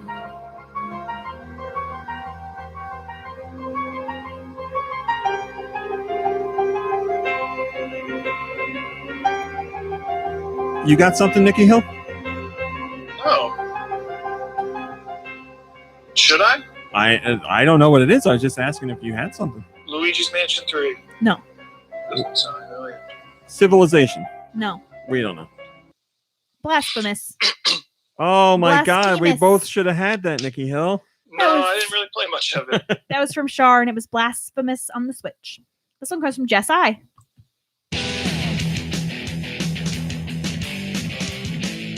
Power Rangers. No. Sonic. No.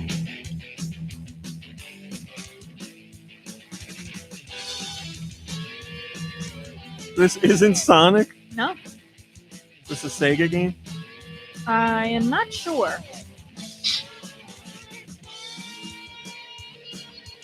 What system? Cube. F-Zero GX. Nope. Stream G. No, that's No. not a game. Tony Hawk. No. What is this? BMX Triple X. Nope.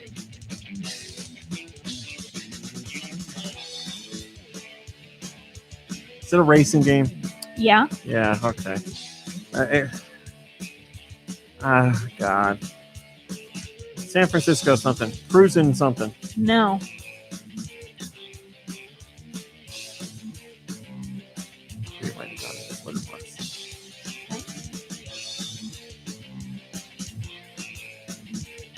It's Road Rash. No. Skitchin. No. This is gonna annoy me so much. It's a racing game on the GameCube. I feel like it's got bikes or skateboards or something. It's not bikes and it's not skateboards. Go ahead, I don't know. Wave Race Blue Storm. Oh, I never played that. Damn it. So sorry. That was from Jess I, and it was Wave Race Blue Storm on the GameCube. This one comes from Naka.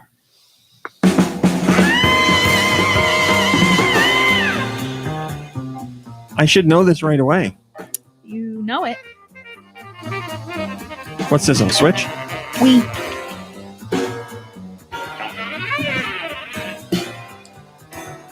The Blob? No. Nope.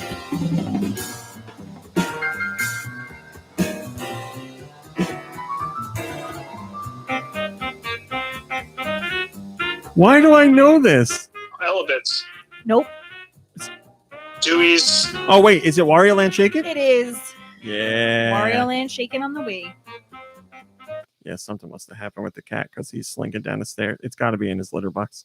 The cat had a ball of treats, and we think he bounced it down the stairs into his litter box. This one comes from Regnilla.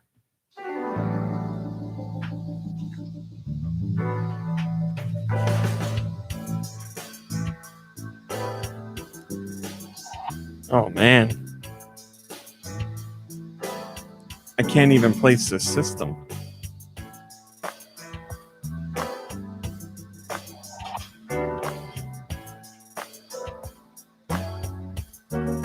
What system is this? Was not in his litter box. Switch. I believe. Oh, man, I don't know. Persona something or other. No. Some kind of RPG. Yes? I don't know. I don't know. Go ahead. AI, the Somnium Files. Oh, I haven't played that yet. I should have guessed that. It had that vibe to it. Damn it. This one comes from Sheikah Warrior. Hello to you and yours. Here we go. Wow, special shout out. Yeah. Well, I mean, come on. One of the best game songs of all time. This is Aquatic Ambience. I'm sure PC is saying the answer right now. It's Donkey Kong Country.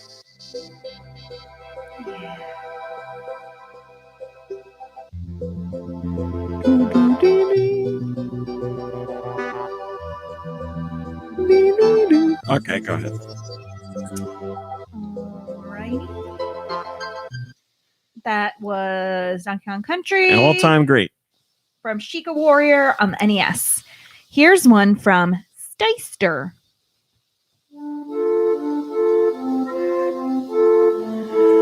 This is familiar. What system? Switch.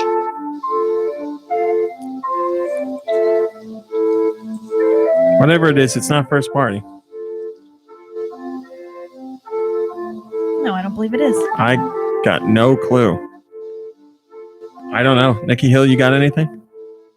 No. All right, you give up? Yes. Kingdom New Lands. Oh, I haven't gotten around to On the playing that. Switch from Steister. Here's a song from the Sacred Wolf.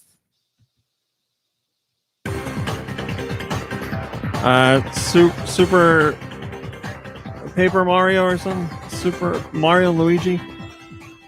Partners in Time? Dream Team. Oh, I would have gotten there. Yeah, well, I mean, okay. Kind of sounds like an intro to like a VHS you'd watch at school about like science. Are you kids ready to science? 3 states of matter. We're here to talk about simple machines. Right? Do you ever hear the 6 Simple Machines song? We are really late, Okay. so let's go. This last song. Oh, come on. We're all quarantining. Who cares about time? Did you say we're all quarantining? Quarantining? That's a Pokemon, I think. Have you seen it written quarantine? Quarnteen. We're on quarantine. Quarantini. My ween art. I've taken up ween art during the quarantine. All right. So that was the Sacred Wolf's song from Mario and Luigi Dream Team on the 3DS. And the last song we have today comes from Wired.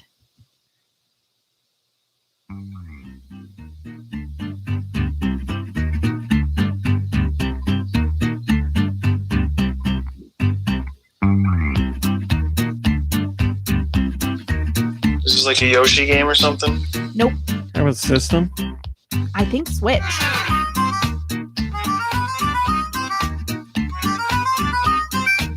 Grim Fandango. No. I don't know. How about After Noob's got it.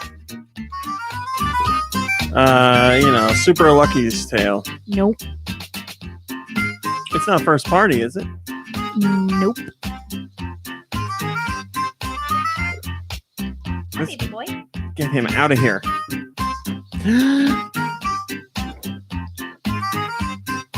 It's familiar, and I don't know why.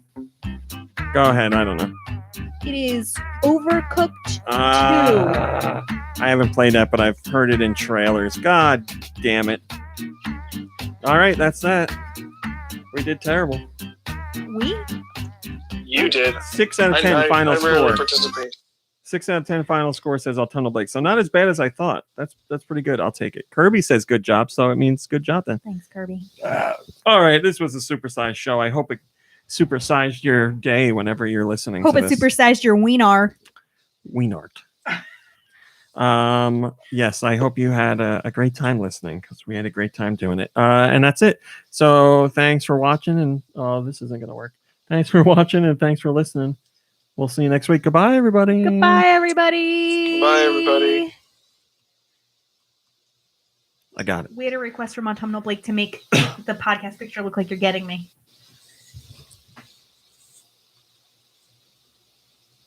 Okay, that's it. Thank you, Mom Ray. That's beautiful. Gonna go paint pictures with my wang, says Joe. Weenart. Excellent. Present your loved one with beautiful weenart. Well, there's those butthole chocolates that Dorothy keeps telling me she's going to get me. There's butthole paintings. Yeah, well, I mean, I make those a lot. Weenart, though, is the next big thing. Could become the new quarantine activity for Quarantine ween art. budding artists. Thank you, John. Let's say developing artists. Doom Eternal says, butthole chocolates? Tell me more. Thank you, Giant Reggie. Giant Reggie says, thanks, everyone. Great podcast. Have a great week. You too. Aloe Wolf says, wonderful show. Well, thank you. We try. We try. Everyone stay safe. Hey, can we guys ask, what are people doing to pass this quarantine? Joe School says, thanks again for another fun show, y'all. I hope everyone has a lovely rest of your weekend. Stay safe and healthy. You too, my friend. Animal Crossing says Autumnal Blake. Yeah, I would imagine a lot of people are playing Animal Crossing right now, and that's there. Goodbye, Kirby. It was good to see you. We miss you, Kirby. Stay well, Kirby. Giant Reggie says working from home and Animal Crossing. Autumnal Blake also says a lot of music practice. Joe's Cool says lots of Animal Crossing and MLB The Show. Highly unlikely. Oh, nope, doesn't answer it, but says, thank you guys. You keep us sane during insane times. Well, thank you. Highland Tom says, I work at a hospital and then decompress with Animal Crossing. Thank you for your work, Highland Tom. No kidding. Freddie Fro says, Minecraft and GoNintendo podcast are traditional Saturday activity. Well, that is lovely. All right. That's it. We did another one. Mom Brain, what do you give it? 10 out of 10. Solid 4 out of 10. 10 out of 10. All right, everybody. As always, thanks for watching and Is that what listening. we look like? Take a break, rest, relax, play some games, hang out with friends and family virtually. You deserve it. We'll see you next week. Goodbye, Everyone everybody. stay well and have a great week. It won't end. Oh, I don't think it ended.